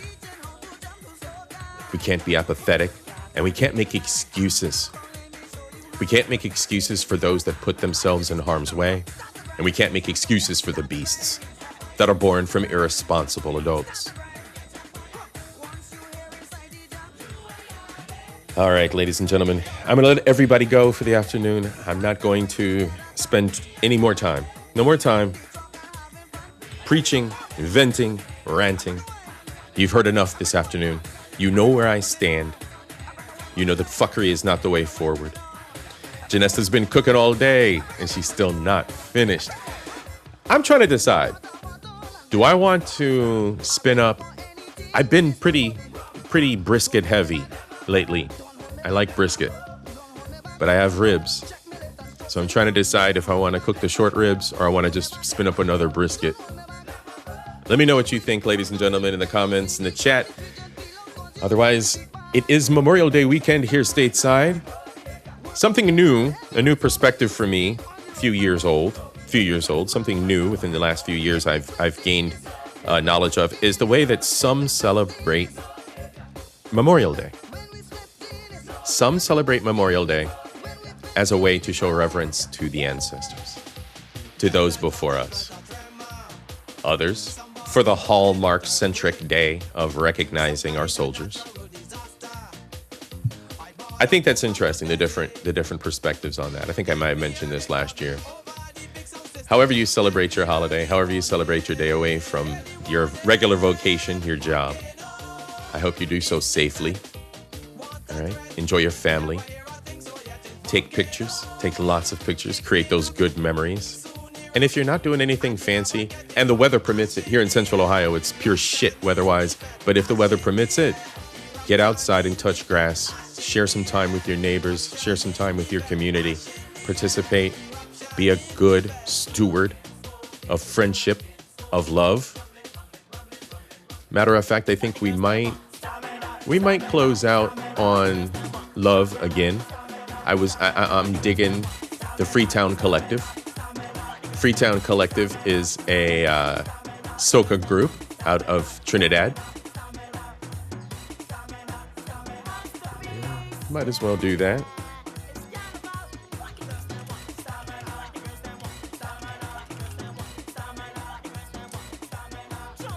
Yeah, we'll do that. All right? That's what we're going to do. We're going to close out on Freetown Collective. Feel the love. We need more love, ladies and gentlemen. Thank you, Janesta. I appreciate you, sweetheart. All right, everybody. As always, your boy CIP leaves you with a short message, right? I think you know it by heart now. Nothing is true and everything is permitted, right? We're not slaves anymore. We're not slaves anymore. Everything's permitted for us to seek knowledge. So seek knowledge, evolve. The world around us is not an absolute reality.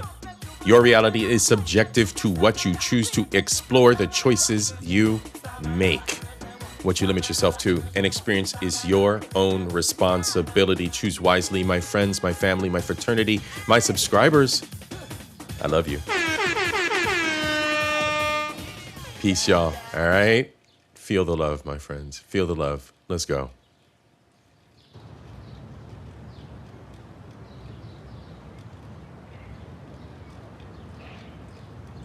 Some take this carnival lightly. The way we laugh and dance and smile. How melody rolls out of us like the waves crashing all over the hearts of mankind. If you only knew what we've been through, you would understand how amazing our joy is and what a marvel it is to be a Caribbean.